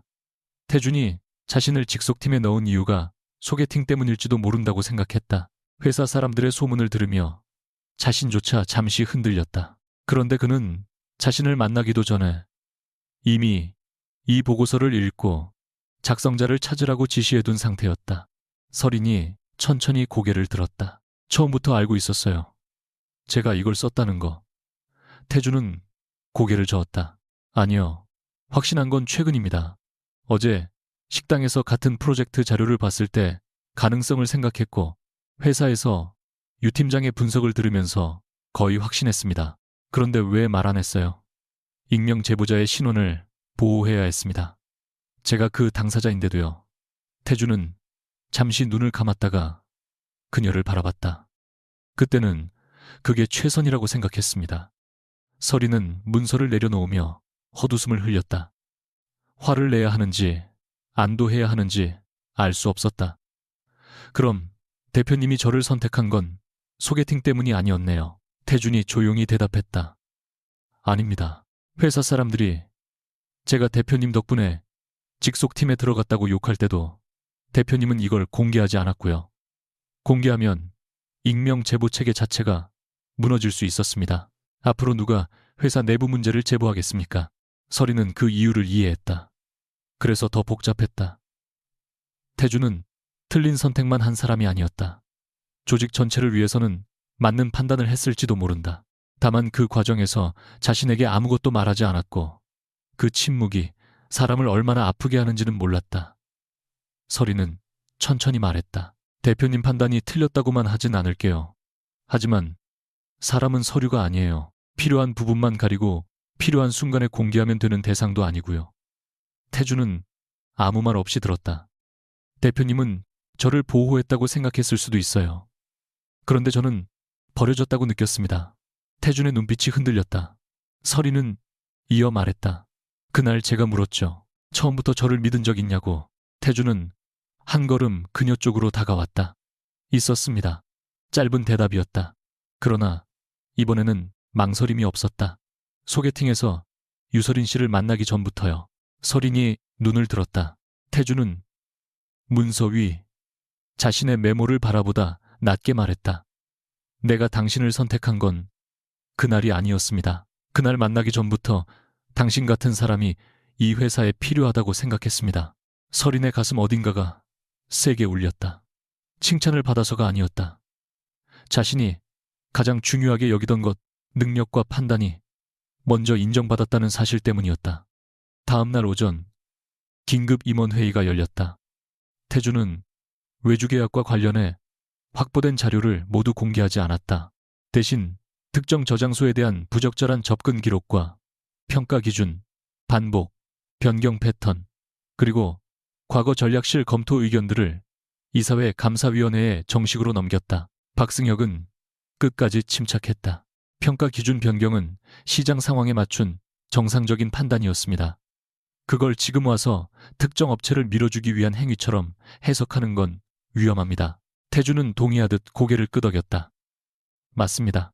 크루게슬은 그래서 그것만으로 책임을 묻지 않을 겁니다. 승혁의 눈빛이 잠깐 흔들렸다. 태준은 다음 자료를 띄웠다. 조사 방향 전환 공지가 난 직후 오래된 계약 저장소에 접근한 기록이었다. 대신 묻겠습니다. 왜 이미 종료된 프로젝트 자료를 어제 급하게 확인하셨습니까? 승혁은 잠시 말을 멈췄다. 자료 정리 차원이었겠죠. 비서실에서 삭제 권한까지 요청했습니다. 회의실 공기가 바뀌었다. 승혁은 처음으로 표정을 관리하지 못했다. 그 순간 설인이 입을 열었다. 그녀는 이번 회의에 참고인 자격으로 참석하고 있었다. 그리고 기준 변경은 한 번이 아니었습니다. 세림 커뮤니케이션이 선정된 5개 프로젝트 모두 같은 방식으로 조건이 바뀌었습니다. 직접 지시한 문서는 없습니다. 대신 전략실 검토 의견이라는 형식을 반복해서 사용했습니다. 승혁이 차갑게 그녀를 바라봤다. 유 팀장, 지금 개인적인 감정으로 나를 몰아가는 건가? 과거의 설인이었다면 그 공격에 즉시 맞받아쳤을 것이다. 하지만 이번에는 자료만 바라봤다. 아닙니다. 그래서 저는 박 전무님이 잘못했다고 말하지 않았습니다. 설명해달라고 말씀드리는 겁니다. 왜 5번 모두 같은 방향으로 기준이 바뀌었는지요? 승혁은 바로 답하지 못했다. 설이는 그 침묵을 보며 처음으로 자신이 감정이 아니라 사실로 상대를 밀어붙이고 있다는 걸 깨달았다. 회의가 끝난 뒤 승혁은 직무에서 즉시 배제되지 않았다. 태준도 그렇게 하지 않았다. 대신 감사위원회가 정식 조사를 시작했고 관련 자료에 보존 조치가 내려졌다. 최명수 역시 참고인 조사를 받게 됐다. 태준은 확정되지 않은 사실로 사람을 먼저 처벌하지 않겠다고 못 박았다. 설이는 그 결정이 마음에 들었다. 얼마 전까지라면 답답하다고 생각했을 수도 있지만 이제는 달랐다. 자신이 박승혁을 미워한다고 해서 모든 절차를 건너뛰면 결국 자신이 싫어했던 방식과 다를 바 없었다. 회의실 밖으로 나오자 태준이 그녀를 불렀다. 두 사람은 텅 빈 복도 끝에 잠시 멈춰 섰다. 태준이 말했다. 점검팀 복귀를 요청할 생각입니다. 설이는 바로 고개를 저었다. 지금은 안 돼요. 태준의 눈썹이 조금 올라갔다. 이유를 들어도 됩니까? 제 이름이 다시 들어가면 사람들이 이번엔 대표님이 저를 복귀시켰다고 할 거예요. 진실이 밝혀진 다음에도 제 실력이 아니라 대표님과의 관계가 먼저 따라붙겠죠. 태준은 반박하지 않았다. 설이는 이어 말했다. 제가 돌아가고 싶으면 공식 절차로 돌아가겠습니다. 평가받고 필요하면 면접도 보고요. 태준은 한동안 그녀를 바라보다 고개를 끄덕였다. 그게 유설인 씨다운 선택이군요. 설이는 희미하게 웃었다. 이번에는 사람 보는 눈이 좀 맞았나요? 태준의 입가에도 아주 작은 미소가 떠올랐다. 아직 판단 중입니다. 설인이 어이없다는 듯 쳐다보자 그는 낮게 덧붙였다. 다만 처음보다 훨씬 긍정적입니다. 설이는 돌아서며 말했다. 대표님도요. 그리고 몇 걸음 걷다. 멈췄다. 강태준 씨. 처음으로 회사 안에서 직함 없이 그의 이름을 불렀다. 태준이 돌아봤다. 설이는 잠시 망설이다 말했다.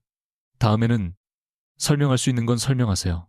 사람을 믿는데도 정보가 필요하니까. 태준은 짧게 웃었다. 알겠습니다. 그 대답은 둘 사이에 처음 생긴 진짜 약속 같았다. 감사위원회의 정식 조사는 생각보다 오래 걸렸다.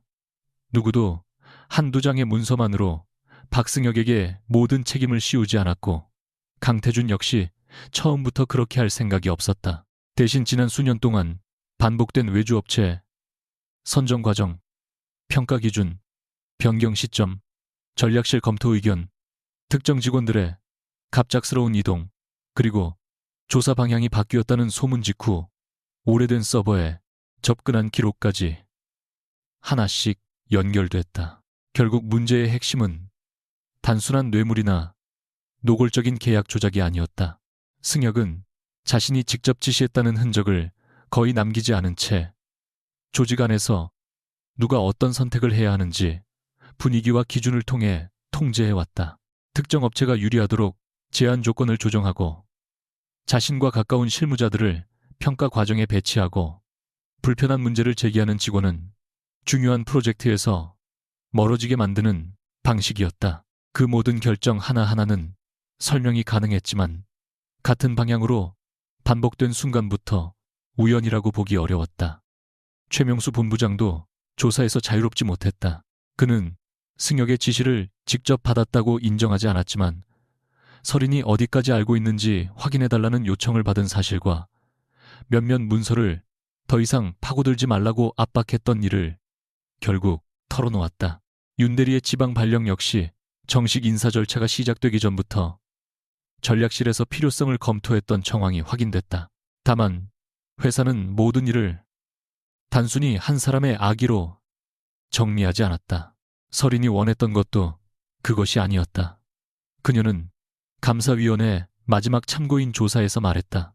박 전무님, 한 사람만 없어지면 끝나는 문제라면 오히려 쉬울 겁니다. 하지만 아무도 이상하다고 말하지 못하게 만든 구조가 그대로 남으면 또 다른 박승혁이 생길 수 있습니다. 그 말은 최종 보고서의 첫 페이지에 그대로 인용됐다. 박승혁은 결국 전략총괄 직무에서 해임됐고 이사회는 그와 회사의 책임 범위를 따로 검토하기로 했다. 그는 마지막 출근 날 사람들의 시선을 피해 조용히 건물을 떠날 수도 있었지만 그러지 않았다. 자신의 짐을 직접 정리한 뒤 빈 회의실에서 설인을 만나고 싶다고 했다. 설인은 처음에는 거절하려 했으나 결국 혼자 그를 찾아갔다. 승혁은 창가에 서서 한강 쪽을 바라보고 있었다. 늘 반듯했던 넥타이는 느슨했고 얼굴에는 며칠 새 피로가 깊게 내려앉아 있었다. 내가 널 처음 봤을 때 내 옛날 생각이 났어. 그가 먼저 말했다. 나도 말단 직원 때는 이상한 걸 보면 못 참았거든. 윗사람들 눈치도 안 보고 왜 이건 이렇게 하냐고 따졌지. 설이는 조용히 듣고 있었다. 승혁은 쓴웃음을 지었다. 그런데 그렇게 살면 아무것도 못 바꾸더라. 힘이 없으니까. 그래서 힘을 가지면 다르게 할 수 있을 줄 알았어. 그런데 결국 똑같은 사람이 되셨네요. 설인의 말은 차가웠지만 조롱은 없었다. 승혁은 고개를 끄덕였다. 그래, 힘을 가지는 게 목적이 되는 순간부터 그는 잠시 그녀를 바라보다 물었다. 나를 미워하나? 설인은 생각한 뒤 답했다. 화는 납니다. 윤 대리님도 저도 다른 사람들도 필요 없는 두려움을 겪었으니까요. 하지만 미워하는데 제 시간을 쓰고 싶지는 않습니다. 승혁의 눈빛이 흔들렸다. 그 말이 어떤 비난보다 더 아픈 듯했다. 강태준은 다를 것 같아 모릅니다. 설이는 솔직하게 대답했다. 그래서 계속 볼 겁니다. 대표라는 이유로 믿지도 않고 좋아한다는 이유로 눈 감지도 않을 겁니다. 승혁은 처음으로 짧게 웃었다. 그게 네 장점이면서 약점이지. 설인도 희미하게 웃었다. 이제는 조금 덜 성급하게 보려고요. 두 사람은 그렇게 헤어졌다. 승혁에게 용서를 준 것도 아니고 극적인 화해를 한 것도 아니었다. 다만 설이는 그의 몰락을 보며 자신이 싸워야 할 대상이 한 사람의 인생 전체가 아니라 잘못된 선택과 구조라는 걸 분명히 알게 됐다. 조사가 마무리되자 회사 안의 시선도 서서히 달라졌다. 익명 게시판에는 유설인이 실제로 내부 문제를 가장 먼저 발견했던 직원이라는 글이 올라왔고 조작된 메일 화면에 대한 회사 공식 공지도 게시됐다. 이전에 그녀를 비꼬던 사람들 중 몇몇은 슬쩍 말을 걸어와 그때는 상황을 몰랐다고 변명했고 어떤 사람은 갑자기 그녀의 능력을 칭찬하기 시작했다. 설이는 그 모든 태도가 오히려 낯설었다. 비난할 때도 너무 빨랐고 칭찬할 때도 너무 빨랐다. 어느 날 김 대리가 커피를 건네며 말했다. 팀장님, 이제 다들 팀장님 대단하다고 난리예요. 설이는 컵을 받으며 웃었다. 사람들이 하루 만에 바뀌는 게 더 무서워. 그래도 속 시원하지 않아요. 조금은 그녀는 솔직하게 인정했다. 그런데 내가 맞았다는 것보다 앞으로 이런 일이 생겼을 때 직원이 이름 숨기고 제보하지 않아도 되는 회사가 됐으면 좋겠어. 실제로 태주는 감사 결과가 나오자 외부 제보 채널을 강화하고 평가 기준 변경 시 작성자와 승인 이유를 기록하도록 내부 절차를 바꾸기 시작했다. 또한 실무자가 상급자 의견에 반대 의견을 남겨도 인사평가에 불이익이 가지 않도록 별도의 검토 절차를 만들었다. 서리는 그 변화가 마음에 들었다. 태준이 단순히 승역을 밀어내고 자신이 이겼다고 선언하지 않았기 때문이다. 사람 한 명을 제거하는 것보다 시스템을 바꾸는 일이 느리고 재미없지만 훨씬 어렵다는 것을 그는 알고 있었다. 다만 서린에게 또 하나의 문제가 남아 있었다. 감사위원회는 그녀의 능력을 높이 평가하며 신설될 브랜드 운영 혁신팀 책임자로 추천했고, 태준 역시 인사위원회에 그녀를 유력 후보로 검토하라는 의견을 냈다. 소식을 들은 서린은 바로 대표실로 올라갔다. 저 추천하셨습니까? 서린은 인사도 제대로 하지 않은 채 물었다. 태준은 서류에서 눈을 들었다. 인사위원회의 후보로 검토하라고 했습니다. 왜요? 성과가 있으니까요. 대표님이 추천하면 또 같은 얘기 나옵니다. 태준은 펜을 내려놓았다. 그래서 유 팀장보다 경력이 긴 후보도 함께 올렸습니다. 최종 결정은 인사위원회가 합니다. 서린은 고개를 저었다. 그래도 싫습니다. 일원도 능력에 맞는 자리를 피하는 것도 다른 사람의 시선을 지나치게 의식하는 겁니다. 피하겠다는 게 아니에요. 그녀는 그의 말을 자르며 말했다. 정식 공모로 바꿔주세요. 지원서 내고 프로젝트 계획서 만들고 다른 후보랑 똑같이 면접 보겠습니다. 태준은 잠시 말이 없었다. 그러다 떨어질 수도 있습니다. 그럼 떨어지는 거죠. 지금 자리는 사실상 유 팀장 업무 경험에 가장 적합합니다. 그 말을 대표님이 하면 안 돼요. 서리는 한 걸음 가까이 다가갔다. 제가 그 자리에 가고 싶다면 제 힘으로 가야 합니다. 사람들이 뭐라 할까 무서워서가 아니라 저 스스로 나중에 의심하고 싶지 않아서요. 내가 정말 잘해서 여기까지 왔는지 아니면 강태준 대표가 나를 좋아해서 밀어준 건지. 마지막 말이 나온 순간 두 사람 사이에 갑자기 침묵이 내려앉았다. 서린 역시 자신이 무엇을 말했는지 깨닫고 눈을 피했다. 태준은 천천히 물었다. 제가 유 팀장을 좋아한다는 전제로 말씀하시는 겁니까? 서린의 귀끝이 붉어졌다. 예를 든 겁니다. 상당히 구체적인 예인데요. 대표님, 알겠습니다. 태준은 더 몰아붙이지 않았다. 그러나 입가에는 분명 웃음이 있었다. 공모로 바꾸죠. 대신 정말 떨어져도 제 탓하지 마십시오. 서린은 곧바로 대답했다. 붙어도 대표님 덕분이라고 안 할 겁니다. 그게 더 섭섭하군요. 왜요?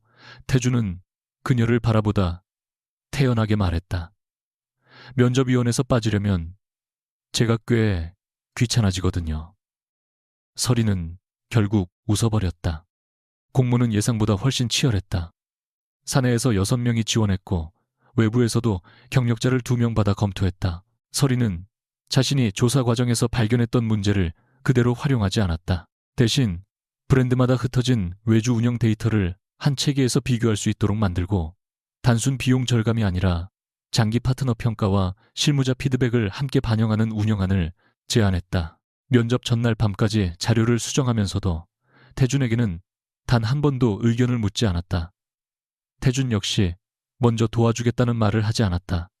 둘 사이에 생긴 새로운 규칙이었다. 업무에서는 각자 책임을 지고 필요하면 공식 절차로 이야기한다. 감정을 이유로 특혜를 주지도 감정이 있다는 이유로 일부러 더 가혹하게 굴지도 않는다. 최종 면접 날 태준은 약속대로 평가위원 명단에서 빠졌다. 결과 발표는 사흘 뒤 나왔다. 서린은 자신의 이름이 최종 합격자 맨 위에 적혀 있는 것을 확인하고도 잠시 아무 말도 하지 못했다.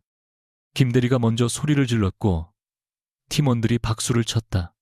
서린은 웃으면서도 이상하게 가장 먼저 보고 싶은 얼굴이 떠올랐다. 하지만 대표실로 달려가지 않았다. 그날 오후 정식 인사보고가 끝난 뒤에야 태준에게 짧은 메시지를 보냈다. 붙었습니다. 대표님, 도움 없이요. 답장은 10초도 되지 않아 왔다. 제 도움 없이가 아니라 제 방해 없이겠죠. 축하합니다. 축하합니다. 서리는 화면을 보고 웃었다. 곧이어 메시지 하나가 더 도착했다. 오늘은 축하해도 되는 관계입니까? 그녀의 손가락이 잠시 멈췄다. 그리고 답했다. 업무 시간 끝나고요. 그날 밤 두 사람은 회사 근처의 작은 식당에서 마주 앉았다. 처음 소개팅을 했던 고급 레스토랑과는 전혀 다른 곳이었다. 직원들이 많이 찾는 평범한 식당이었고 태준도 수행기사 없이 혼자 왔다. 서리는 잔을 내려놓으며 물었다. 대표가 이런 데 와도 돼요. 대표는 컵라면도 먹습니다. 또 그 얘기네요. 유서린 씨가 잘 있는 것 같아서요. 서리는 웃다가 잠시 진지해졌다. 한 가지 물어봐도 돼요. 태준이 고개를 끄덕였다. 제가 보고서 작성자라는 걸 확신하고 나서도 왜 바로 말 안 했어요? 제보자 보호 때문이라는 건 알아요. 그런데 그것만은 아니었죠. 태준은 한동안 대답하지 않았다. 예전 같았으면 또 설명할 수 없습니다라고 했을지도 모른다. 하지만 그는 이번에는 숨지 않았다. 무서웠습니다. 서린의 눈이 조금 커졌다. 대표님이요. 제가 사람을 믿고 있다는 걸 인정하는 게, 그는 조용히 말했다. 예전에 가까운 사람이 제 신뢰를 이용해 회사 정보를 넘긴 적이 있습니다. 그 뒤로는 누구에게도 먼저 믿는다고 말하지 않는 게 안전하다고 생각했습니다. 증거가 있으면 믿고 없으면 기다리는 게 합리적이라고 생각했죠. 서리는 그의 얼굴을 가만히 바라봤다. 그래서 저한테도 증거가 필요했네요. 아니요. 태준은 고개를 저었다. 그게 문제였습니다. 유서린 씨가 그 일을 하지 않았다고 이미 생각하고 있었는데도 믿는다고 말하지 않았습니다. 나중에 틀렸을 때 제가 바보가 되는 게 싫어서. 그 솔직함은 그동안 봐온 강태준과 조금 달랐다. 서리는 잠시 침묵하다 말했다. 저도 비슷했어요. 사람 보는 눈이 좋다고 생각한 건 사실 틀리는 게 무서워서 빨리 결론 내렸던 것 같아요. 먼저 판단하면 상대가 나를 실망시키기 전에 준비할 수 있으니까. 태준이 희미하게 웃었다. 그래서 첫날 저를 17분 만에 최악으로 만들었습니까? 그 얘기 평생 하실 거예요, 가능하면. 이번에는 둘 다 웃었다. 예전과 달리 그 웃음 뒤에는 감추는 것이 거의 없었다. 하지만 서리는 감정이 생겼다고 해서 바로 관계를 시작할 생각은 없었다. 그녀는 며칠 뒤 태준에게 분명하게 말했다. 지금은 안 됩니다. 태준은 놀라지 않았다. 제가 아직 아무 말도 안 했는데요. 감동 미론 탄환 만고 이론 만고만이 이 분구만 말하기 전에 차단하려고요. 그건 유 팀장 특기군요. 결론부터. 서리는 잠시 웃다가 진지하게 말했다. 새 팀이 대표 직속입니다. 제가 그 자리를 맡은 상태에서 우리가 사귀면 또 다른 문제가 생겨요. 이번에는 소문 때문이 아니라 실제로 이해 충돌이 생길 수 있습니다. 태준은 알고 있었다. 그래서 그 역시 고개를 끄덕였다. 동의합니다. 너무 쉽게 동의하자 오히려 서린이 섭섭한 표정을 지었다. 태준은 그걸 보고 물었다. 왜 그런 얼굴입니까? 아니에요. 거절했는데 제가 붙잡지 않아서 기분 나쁜 겁니까? 대표님, 진짜 성격 나빠요. 그건 첫날 이미 들었습니다. 태준은 웃음을 거두고 차분하게 말했다. 기다리겠다는 뜻입니다. 유서린 씨가 제 평가를 직접 받는 위치에서 벗어나기 전까지는 어떤 요구도 하지 않겠습니다. 얼마나 걸릴지 모르는데요. 괜찮습니다. CEO가 그렇게 한가해요. 소개팅 상대를 다시 구하는 것보다는 효율적일 것 같습니다. 서리는 웃었지만 마음 한편이 따뜻해졌다. 이번에는 태준이 자신의 마음대로 관계를 끌고 가지 않았다. 기다림 역시 상대의 선택을 존중하는 방식이라는 걸 배운 듯했다. 몇 달 뒤 조직 개편이 마무리되면서 브랜드 운영 혁신팀은 대표 직속에서 사업지원부문 산하 독립 조직으로 이동했다. 서리는 더 이상 태준에게 직접 보고하지 않게 됐다. 그동안 둘은 가끔 회의에서 마주쳤고 늦은 밤 서로 업무 메시지를 보내기도 했지만 개인적인 선은 지켰다. 그래서 어느 금요일 오후 서린의 휴대전화에 도착한 메시지는 평소와 달랐다. 내일 저녁 8시 시간 됩니까? 서린은 일부러 10분쯤 답하지 않았다. 무슨 회의인데요? 태준에게서 곧 답이 왔다. 회의 아닙니다. 잠시 뒤 한 줄이 더 왔다. 취임 전날 끝내지 못한 소개팅 다시 하려고 합니다. 서린은 화면을 보며 한참 웃었다. 그리고 짧게 답했다. 이번에는 늦으면 바로 집에 갑니다. 태준의 답은 더 짧았다. 걱정 마십시오. 다음 날 서린은 약속 시간보다 10분 일찍 레스토랑에 도착했다. 처음 두 사람이 만났던 바로 그곳이었다. 문을 열고 들어간 그녀는 걸음을 멈췄다. 태준은 이미 창가 자리에 앉아 있었다. 테이블 위에는 물잔만 놓여 있었고 시계는 7시 30분을 가리키고 있었다. 서린이 다가가며 웃었다. 이번엔 정말 일찍 오셨네요. 태준은 자리에서 일어나 의자를 빼주며 대답했다. 또 시간 약속 못 지키는 남자라는 소리는 듣기 싫어서요. 30분이나 일찍 오는 것도 정상은 아닌데요. 유서린 씨 기준을 맞추기 어렵군요. 그녀는 가방을 내려놓고 자리에 앉았다. 이번에는 회사 서류도 없었고 서로를 평가하려는 질문도 없었다. 잠시 뒤 태준이 물었다. 그럼 오늘은 제가 먼저 질문해도 됩니까? 서린이 경계하는 척 눈을 가늘게 떴다. 또 면접처럼 물어보시면 나갑니다. 소개팅답게 하겠습니다. 어떤 질문인데요? 태준은 그녀를 바라보며 아주 천천히 말했다. 지금 제 첫인상은 몇 점입니까? 서린은 웃음을 참으며 잠시 고민하는 척했다. 처음보다 많이 올랐어요. 몇 점인데요? 아직 판단 중입니다. 태준은 어이없다는 듯 웃었다. 자신이 했던 말을 그대로 돌려받은 것이다. 잠시 뒤 음식이 나오기 전 서린이 먼저 손을 내밀었다. 강태준 씨, 그가 그녀의 손을 바라봤다. 왜요? 처음부터 다시 하려고요. 그녀는 미소 지으며 말했다. 저는 유서린입니다. 사람을 너무 빨리 판단하는 나쁜 습관이 있었는데 요즘 조금 고치는 중이고요. 태준은 잠시 그녀를 바라보다 손을 잡았다. 강태준입니다. 설명 안 하고 혼자 결정하는 습관이 있었는데 역시 고치는 중입니다. 서린이 물었다. 성공률은요? 상대가 꽤 까다로워서 쉽지 않습니다. 그럼 포기하시든가요? 태준은 잡은 손을 놓지 않은 채 말했다. 그 선택지는 처음부터 없습니다. 서린은 그 말에 잠시 눈을 내렸다가 다시 그를 바라봤다. 이번에는 두 사람 모두 성급하게 결론 내리지 않았다. 좋아한다는 말을 당장 약속으로 만들지도 않았고 미래를 화려하게 장담하지도 않았다.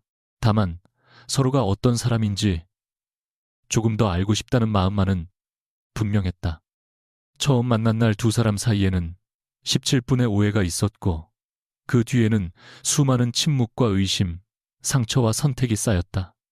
하지만 그 시간을 지나고 나서야 서린은 알게 됐다. 사람을 제대로 본다는 것은 첫눈에 정답을 맞히는 일이 아니었다. 틀렸을 때, 다시 보고 상처받았을 때도 사실을 확인하고 상대가 변하려 할 때 그 변화까지 지켜봐주는 일이었다. 태준 역시 배웠다. 누군가를 믿는 것은 완벽한 증거를 기다리는 일이 아니라 때로는 자신의 불안을 설명하는 용기에서 시작된다는 것을. 서린이 손을 조금 더 단단히 잡으며 말했다.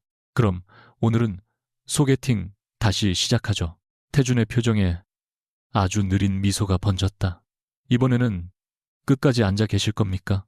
서린은 대답 대신 메뉴판을 펼쳤다. 그건 강태준 씨가 어떻게 하느냐에 달렸죠. 창밖으로 서울의 불빛이 켜지기 시작했다. 그리고 이번에는 둘 중 누구도 시계를 보지 않았다.